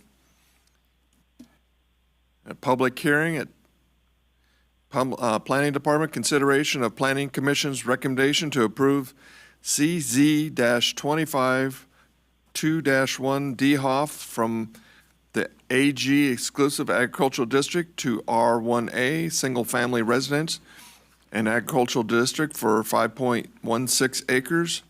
In order to accommodate a boundary line adjustment, the affected acreage is being removed from California Land Conservation Act, contract number 308, APN 014-030-078. There you go. Hi, this is Krista from Planning. I don't really have that much to add, other than that the Planning Commission did approve or recommend approval in March at their meeting, and they recommended the CEQA exemption. And then, other than that, the board has already reviewed and approved the BLA and the amended contract, so this zone change is just cleaning up the boundaries to match. Okay. Any questions from the board? Okay. Supervisor Crew, you have any questions? No, none Oh, for I guess me. I got an open public meeting. Yeah. Anybody from the public? I have a motion to close the public hearing. So move. Second. Neto, Supervisor Crew. Okay, call for the vote. Jennifer? Supervisor Crew, Aye. Supervisor Oneto, Aye.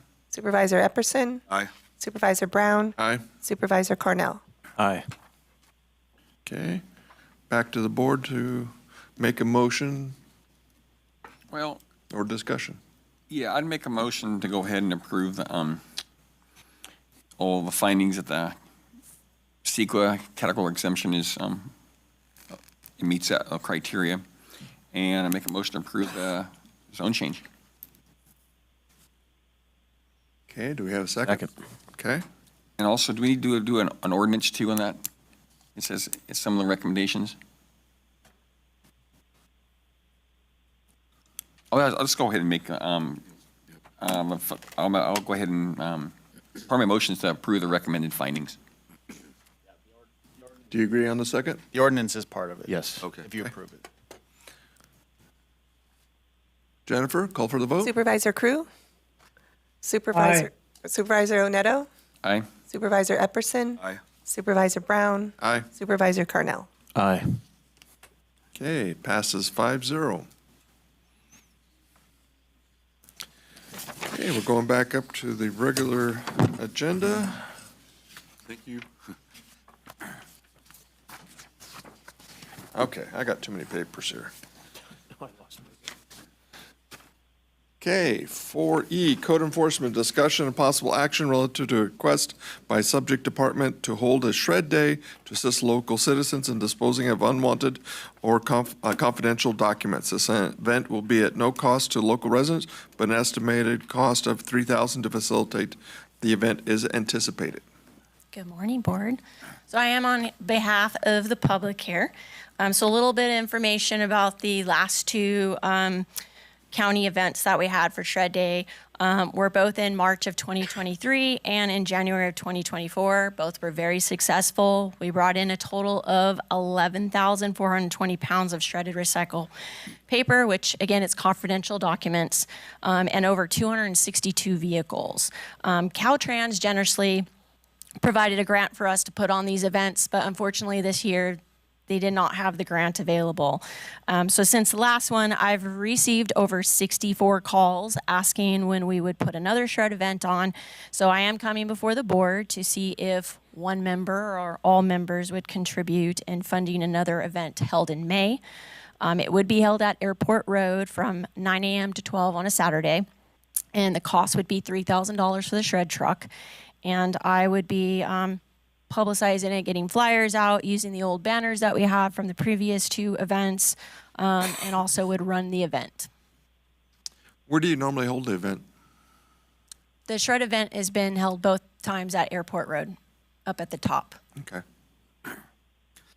Have you ever considered charging? I know the Business Community Association I am, we always charge like $20 a box or something. I mean, you could offset the cost with a $5 a box or whatever you wanted to do. I mean, we use it as a fundraiser year after year, and it usually generates about $1,000. That's an I own, just, you know. Yeah, I would have to come up with the money up front though to have the actual shred truck show up since they are coming for a day of an event. Yeah, sure. Yeah. That's what we do too. Yeah, we Yeah, pre-fund okay. it and then whatever they. Got ya. rates, Okay. So that's the cost. Just a thought. Okay. Because I have no money.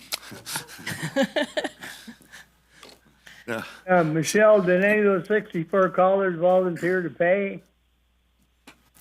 No, but I could tell the majority of them were seniors, so I would be assuming that they don't have the money to do so. So,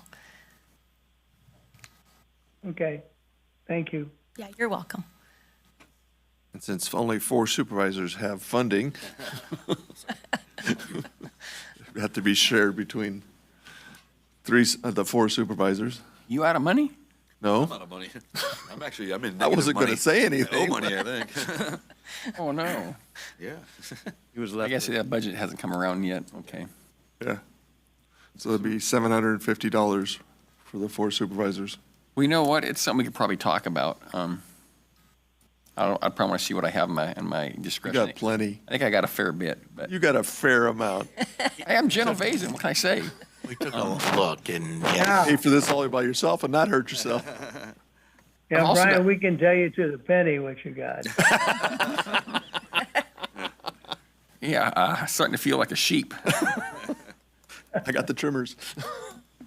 But yeah, I'm not going to commit now, but I'll consider it. Okay. I was kind of wanting to wait till we get through this budget process. We're cutting everybody. I just wanted to see where we were at, but. And that's part of my deal too, yeah. I agree. Maybe that, do we want to push it till our initial budget in June? We just, yeah, I'd feel more comfortable just getting through this $3 million. That's a good idea from both of you.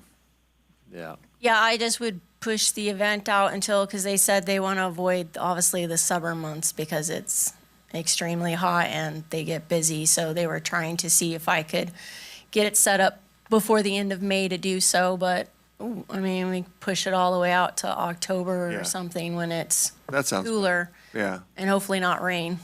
Yeah. Let's prevent that portion of it, yeah. Yeah. Paper and water It just. would destroy all the stuff that needed to be shredded all by itself. The rain would. So under direction, is the board okay to push this out till at least a September timeframe? I mean, for us? Yeah. Okay, I like that. agreed? Supervisor Crew, are you okay with that?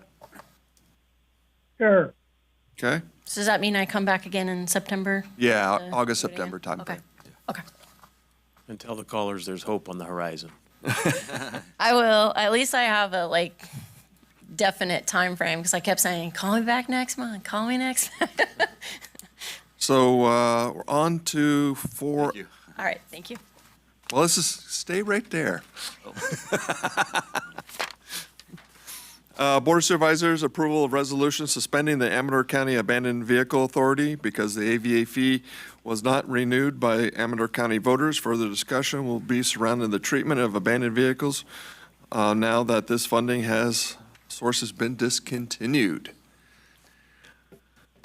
So this is, I moved this, we put it on consent, but I put it on regular just because I wanted the board to understand that Michelle no longer has this tool, and frequently you use that, she uses it to take care of abandoned vehicles on lots that have these collected vehicles, and there's no more resource for that.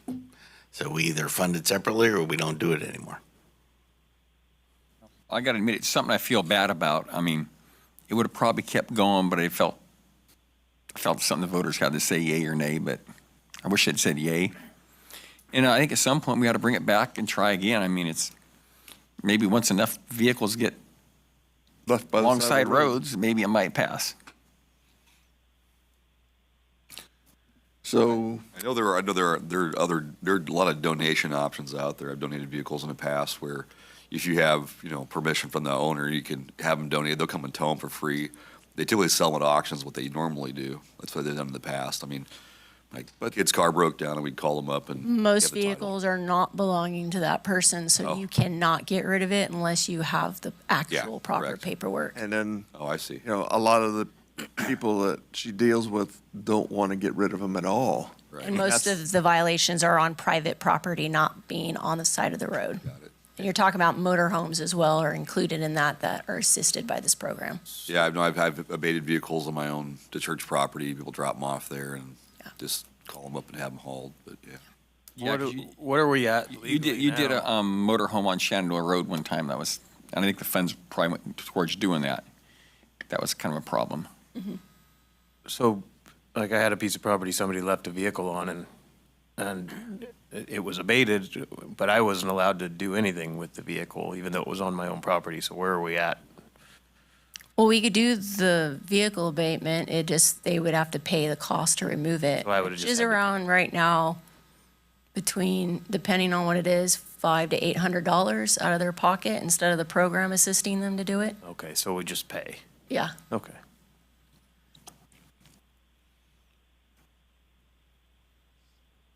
So, anybody have any? Supervisor Crew, do you have anything? Well, I agree with Supervisor Oneto. That was pretty short-sighted of the voters, and I think we need to take another run at it because abandoned vehicles are not going away. I agree. Are there any other environmental, I mean, there's always environmental impacts, obviously, but is there an environmental angle to be able to remove them just because of the risk to the environment? I mean, has that been contemplated at all, or? I know when you take stuff to the junkyard, you have to have it all cleared out, and they have some programs and stuff where they take vehicles in and then basically shred them right in front of you, pretty much, but. Now, scrap prices go up, it may not be such a problem. I had somebody dump off a next door neighbor dumped off a junk car in my property. It's really irritated me because they were logging, and next thing you know, the junk car that somebody I felt bad for and dumped in their property got dumped in my property. When you see the loader marks from their property to my property. And for 10 years, I thought about, when I get a piece of equipment there, I might take it back to them and shred it and leave it for them. And then scrap price went up, somebody stole the car off my property. Supervisor Arnetto and I did a tour up on some BLM property, and there was a abandoned vehicle on the BLM property, but it had been abandoned so many years ago that has now become a historic piece of equipment that they're not allowed, BLM is not allowed to remove the vehicle from the property. That was interesting. That really was, yeah. So, okay. Any other questions? Any questions from the public? Zoom? So I guess we're probably going to make a decision whether to suspend the program or not, basically. Well, it's already suspended. I mean, Yeah. DMV needed the resolution to. Okay. Yeah, that's not any part of discretionary here unless you want to fund it with general fund dollars. Right. Which I don't think we are. Oh. No. There's still some, like Jeff knows, there's still some in the budget, so I'm monitoring that until we do get it back on the ballot. And if it doesn't get approved again, then the funds will just get used until, but it is shared between all the cities and the county. So. Okay. Do I have a motion to approval of the resolution? So move. Okay. Do I have a second? Second. Okay. First by Supervisor Neto, second by Supervisor Cornell. Jennifer, call for the vote. Supervisor Crew? Yes. Supervisor Oneto? Aye. Supervisor Epperson? Aye. Supervisor Brown? Aye. Supervisor Carnell? Aye. Okay. Thank you very much. Thank you. Hope to speedy recovery to Mr. Supervisor Crew. I am. It's coming. Thank you. Okay, we're on to 4G, General Service Administration, adoption of policy 5-150 regarding the sale of surplus real property. Yes. 2 times in one day. 2 times. Good morning again, Board. Morning. GSA Director Glenn Spitzer. So just for context, there's 2 reasons why I drafted up this policy. One is because I saw that there was some confusion with staff on the process for selling real estate, county-owned real estate. And second, there's some new rules from California that require the county to give first dibs to state and local agencies under certain circumstances. And so the goal here was to organize all of these rules and just to lay it out simply so that we've got clarity. And there's no new regulations here. This is just organization of the state regs. And so we're just asking you to adopt it so that we have some clarity. Any questions from the supervisor? No, it was good. I read through it, went through this a while back, and we basically didn't do a whole lot because we had the same lack of clarity, but this is very straightforward. I do appreciate the work you put into it. Yeah. Makes a ton of sense. Yeah, I always dealing with the Air Force and also dealing with the Forest Service. This is all the same rules of having to let everybody pick through it before you give it away, or throw it away, I should say. So, anybody in the public? Anybody on Zoom? Not at this time. Okay. So, do I have a motion? I'll move that we approve the proposed policy. Okay, do we have a second? Second. Okay. Jennifer, call for the vote. Supervisor Crew? Aye. Supervisor Oneto? Aye. Supervisor Epperson? Aye. Supervisor Brown? Aye. Supervisor Carnell? Aye. Okay, passes 5-0. Thank you. Thank you, Glenn. Appreciate it. So we're on to 4H, Information Technology Department, discussion possible action relative to request from the subject department to refill the vacant information systems technician's position. Good morning, Supervisors. Morning.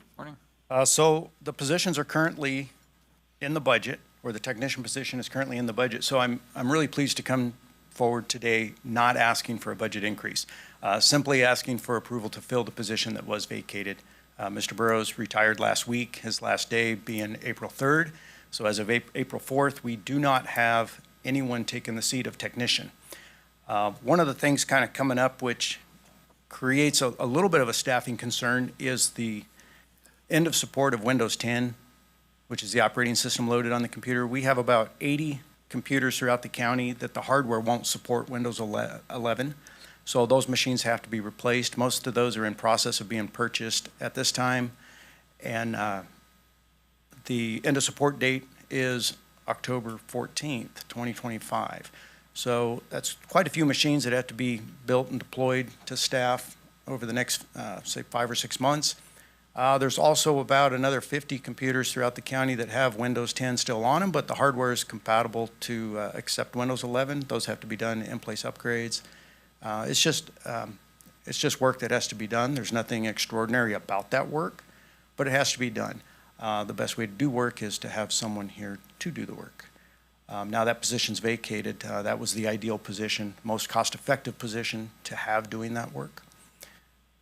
So the request here today is, the respectful request is to have you approve refilling that position that was vacated due to Mr. Burrows' retirement. You know, I have a question. I appreciate the information you gave us.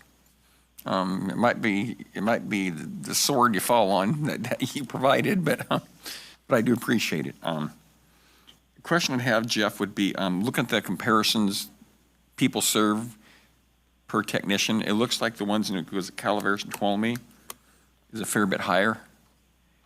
What are your thoughts on that?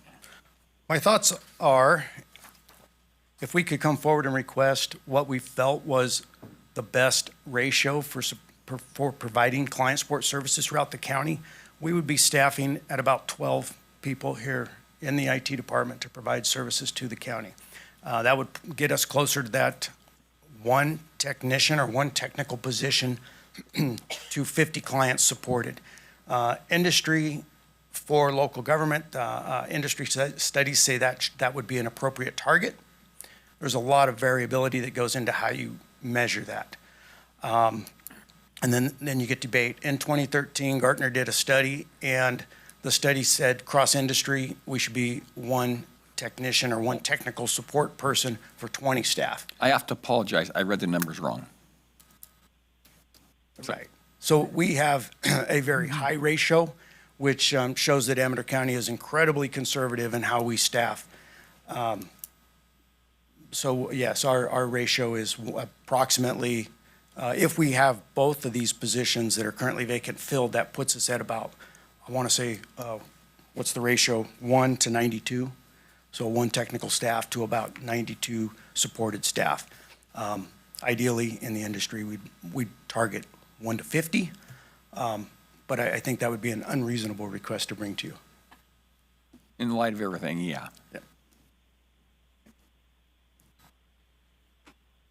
I know, like we're obviously in a huge budget, I would say pretty sizable budget crisis. I know in times past, we've held off positions for a period of time just to be able to kind of make up some of that gap. Is that something that could be doable or workable, or if we considered part-time? I know it's obviously a very demanding situation, but I'm just trying to be creative in my thinking as far as. Absolutely, I can appreciate that. The analyst position that is vacant has been vacant now for a year. That one we could not act on. It was protected leave for about 10 months of that time. Oh, okay. And we have a significant backlog in that area of technology. That it doesn't really overlap with technician, but what has to take place is I work staff down. So the analysts will fill back into specialist positions, specialists fill down to technicians. So we have been operating one man short for the past year. This now puts us two men short, and it definitely is a strain. How about, do you think you could fill the technician position, leave the analyst not filled for 6 months to a year? I mean, so you can see where our budget's going? It is possible. The risk that's involved with analysts, with the work that falls on the analyst's shoulders, it is all of our cybersecurity, our routing, the management of our DOJ circuit, our Secretary of State circuit. We have some other state circuits that come in, like for social services. Those circuits commingle data across our network. So it's one set of fiber, one set of copper lines that go all to the wall ports, to the desks, and to the sites. We have to take that traffic and get it all to commingle. So if we make an error in that space, there's a vulnerability to the county. Right now, I only have one person that has the expertise to do that work. If he's unavailable, we do not have coverage in that space at all. If everything is working, then it's less of a risk. Yeah, one person's not enough. It really is not, no. Mm-hmm. So what you're saying is an analyst could do technician work, but a technician couldn't do analyst work? That is correct. Okay. So as the hierarchy goes, the analyst is the top-level position, technical position in the department. The specialist is the mid-level position in the department, and the technician is the lower-level position. So any of those positions can work down, but you can't turn around and work the positions up for two reasons. One, it's a classification issue, and then there's the skill set issue as well. So from my point of view, we have a $3 million deficit. Next year, we're going to have a $3 million deficit. And we either start making cuts now or we make them next year. So we very well could hire this person and then lay them off next year. That may be where we are. I don't know. But it's a lot easier to avoid hiring a vacancy than to lay people off. And that's where I was going. I may ask the wrong question. Maybe the question should be, could you live without the technician and keep your analyst?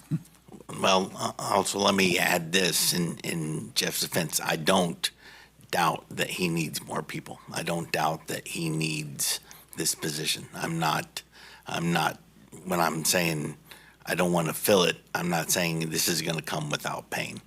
It's going to be painful. The IT delivery is going to suffer. We just don't have any other options. We are at that point where we don't have options. And, in the budget that I'm submitting to you is going to, for my departments, my personal departments, do not get any thinner than they do. They are salaries, and that is it. And I'm cutting some salaries. So that's how seriously I'm taking it. I hope everybody else understands that. Next year's not going to be pretty. Well, that's what I was asking, I think. When he said you only have one analyst, so I can see why you want to keep the analyst, but the technician position, let's not fill that till we see where we're at. And that will give you the savings that we need, Chuck, I think, on his department. And that's not saying you can't fill it down the road, possibly. But I'd like to, probably not on the technician. On the technician, that's when you have people can, most of your staff can fill that position or do that job that they do, correct? So that is correct. One other question. So if we go down that road of waiting to fill that position, service would suffer, but I mean, how much suffering does that put on the employees, the few that remain? That's a real good question, one hard to measure.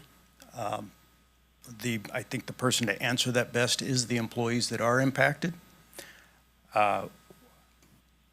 If a computer is down, if an individual comes to work and can't do their job because of a technical issue, how long can they wait? What's that department's risk tolerance or down tolerance? I think the departments are best to speak on that. I'd like to see no one have to wait very long. I know that's unreasonable as well. There will be extended wait times. There's already current wait times. If you call the IT help desk, you're going to get voicemail. That's unfortunate. I think it's a little necessary with, with our budget constraints and our staff levels, so you will get voicemail. If you create a help desk ticket, it will sit in the queue for a while. We try to prioritize those, go through, sift them out, see what's the highest priority, act on those quickly. Others do sit long. It's really unfortunate that they sit as long as they do, but customer service has already been impacted. It will be impacted further. Let me clarify, the employees in IT. I mean, how much, I guess you've been surviving without people already, or can we survive indefinitely? We will survive. Okay. Okay, we will survive. Now let's see, some of the toll on existing staff. When I see staff put in a vacation request, they see the workload, they know a department's in somewhat of a needy situation, they'll pull their vacation request. I do not like to see that.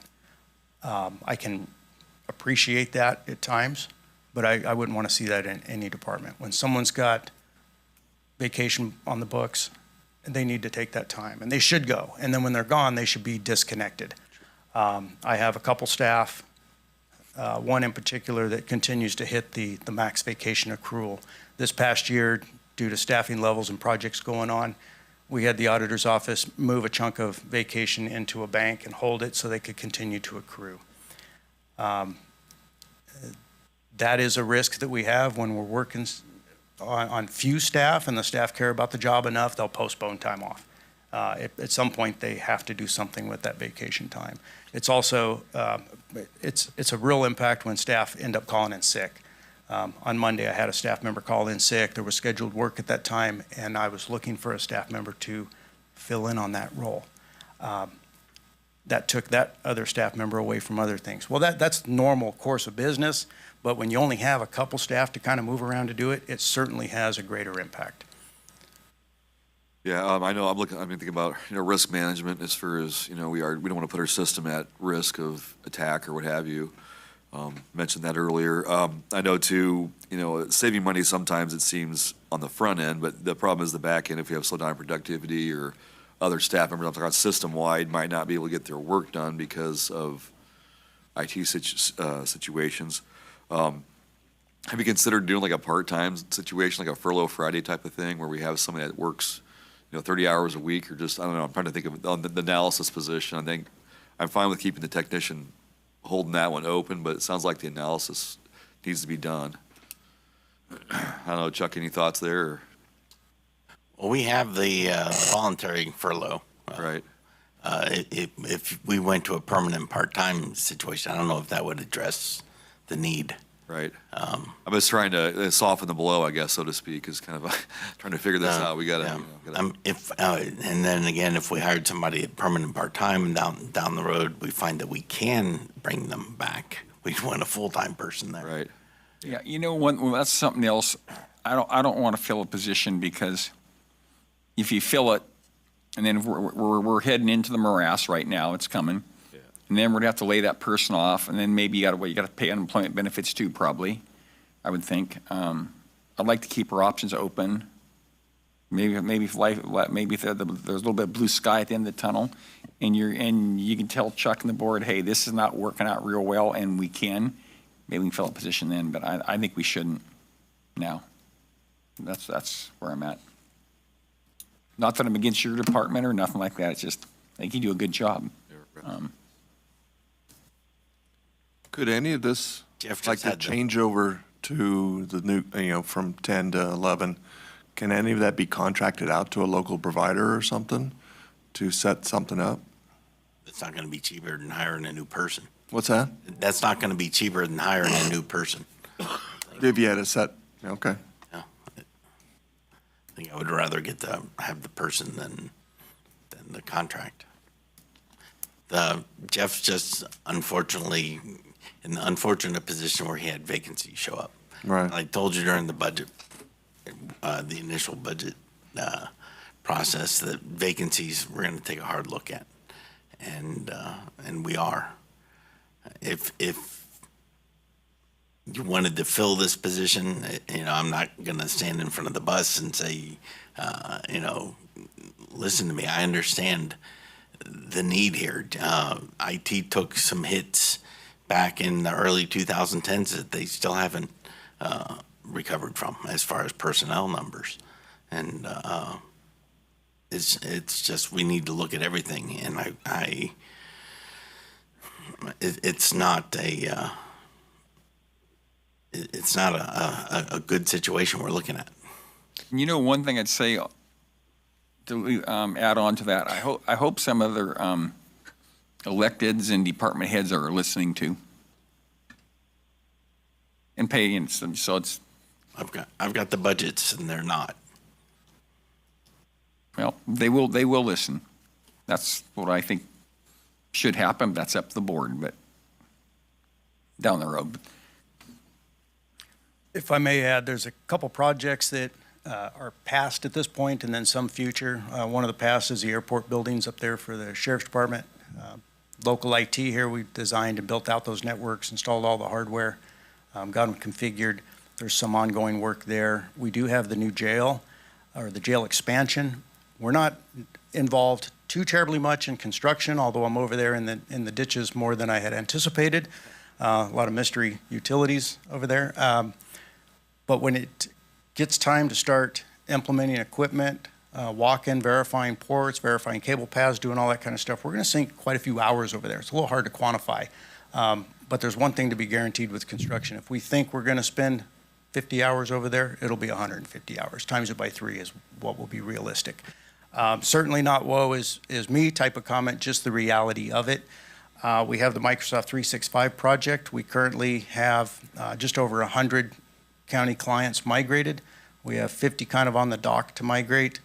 And then we have the rest of the county. So we still have 450 clients to migrate. We're in a hybrid Google Microsoft 365 environment right now.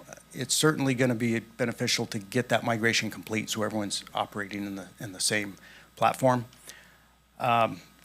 And then with the retirement or the end of support with Windows 10, that certainly adds in an inopportune time. It adds to the workload from a scheduling standpoint. The work will always be there. It's the hard dates on the schedule, which sometimes can be a little inconvenient, which in this case it certainly is. So with the jail expansion, do you anticipate when's the arc of that busyness going to increase and then kind of subside? It'll increase when they get to pulling cable, putting conduits, so we're verifying locations, and then the equipment build out is where we'll spend a significant amount of time over there. Most of that will be in the analyst classifications. And then what's the anticipated timeline there? Do you have a fall, spring, or winter? It will likely be toward the end of summer is when our time will really start ramping up. Okay. I'm sure it's going to be right there with the Windows 10 end of life schedule. Yeah, I mean, like I say, we're in a pinch. I mean, I'm not opposed to, holding off and then filling later when it does pick up. I know the onboarding process is not exactly fast either, but yeah. The technician is the position that would be the most feasible to fill with some good candidates in this space. The analyst position is incredibly difficult. It's really hard to attract talent up here that has the type of network routing and security skill sets that we need. We had that position posted February through March, and the applicant pool was challenging. We did not interview any of those. The applicants, we reposted. It's posted through May 2nd. We're really hoping that we hit some target audience that would be a good fit for the position. That is a hard skill set to fill around here. Is it so you could you hire a potential a technician that could potentially work their way into that situation, or is that something that's doable with everything else going on, or I'm just asking? We could do a career development type of position, right? But I think that's a pretty big stretch. Right. What is more feasible is continuing with the analyst recruitment, finding a good candidate there, and so that they get a good wide breadth of county support. We start having them build Windows 10 computer or Windows 11 computers. Start at that level, work up through some technician duties, overlap and shadow with specialists, follow through with some of those duties and bring them up to the analyst duties, so we bring them all the way through the whole spectrum of support. That makes sense anyway, even without this short staff level. But it's going to be tough with the technician position vacated.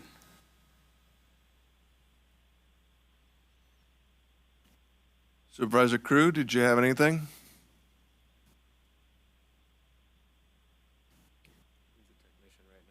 He's muted. He's on mute. You're still muted.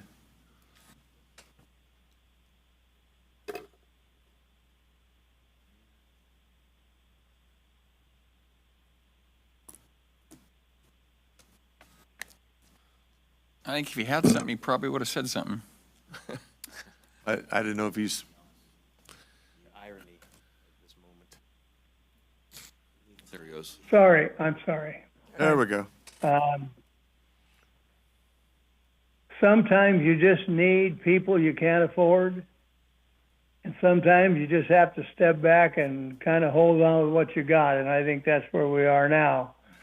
I appreciate Jeff's concern for me. I know when mine quits, I just one phone call, boom, they're there. So fortunately, it hadn't been that often. I think we can track the number of calls, and we know in the projects going forward, we still have a little wiggle room to get to May. So I would, what'd you say, the analyst is out till May 2nd, Jeff? That is correct. It doesn't close recruitment until May 2nd. That's already on the books. Let's let that run its course and see what happens. That position is in the budget, yes. Both positions are Okay. in the current year budget, and in the next year's budget, they I realize. are in there unless they're cut. Right, I realize that. It's going to be a fun budget hearing. It is.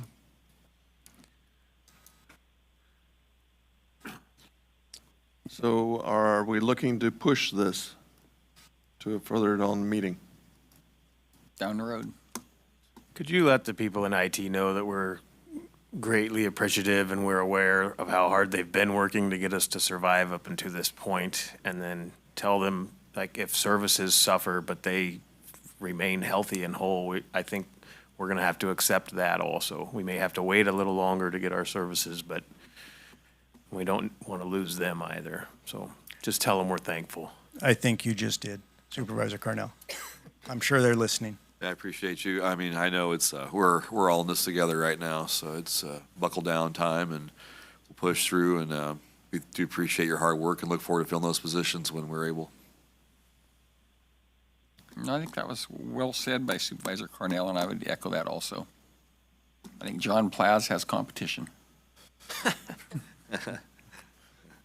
So I ask you to bring this back probably in September, and we can see where we can go. We'll be looking forward to that date. Okay, thank you, sir. Appreciate it.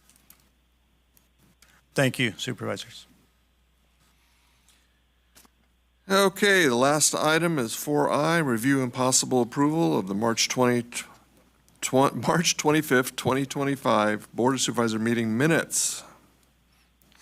Do I have a motion? So moved. Okay, first by Supervisor Cornell, second by Aye. Supervisor Neto. Any public comment or no? Yeah. Nah. I don't think so. Okay, Jennifer, call for the vote. Supervisor Crew, Aye. Supervisor Oneto, Aye. Supervisor Epperson, Aye. Supervisor Brown, Aye. Supervisor Carnell. Aye. Okay, that passes 5-0. And this meeting is adjourned until Tuesday, April 22nd at 9 a.m. Closed session starts at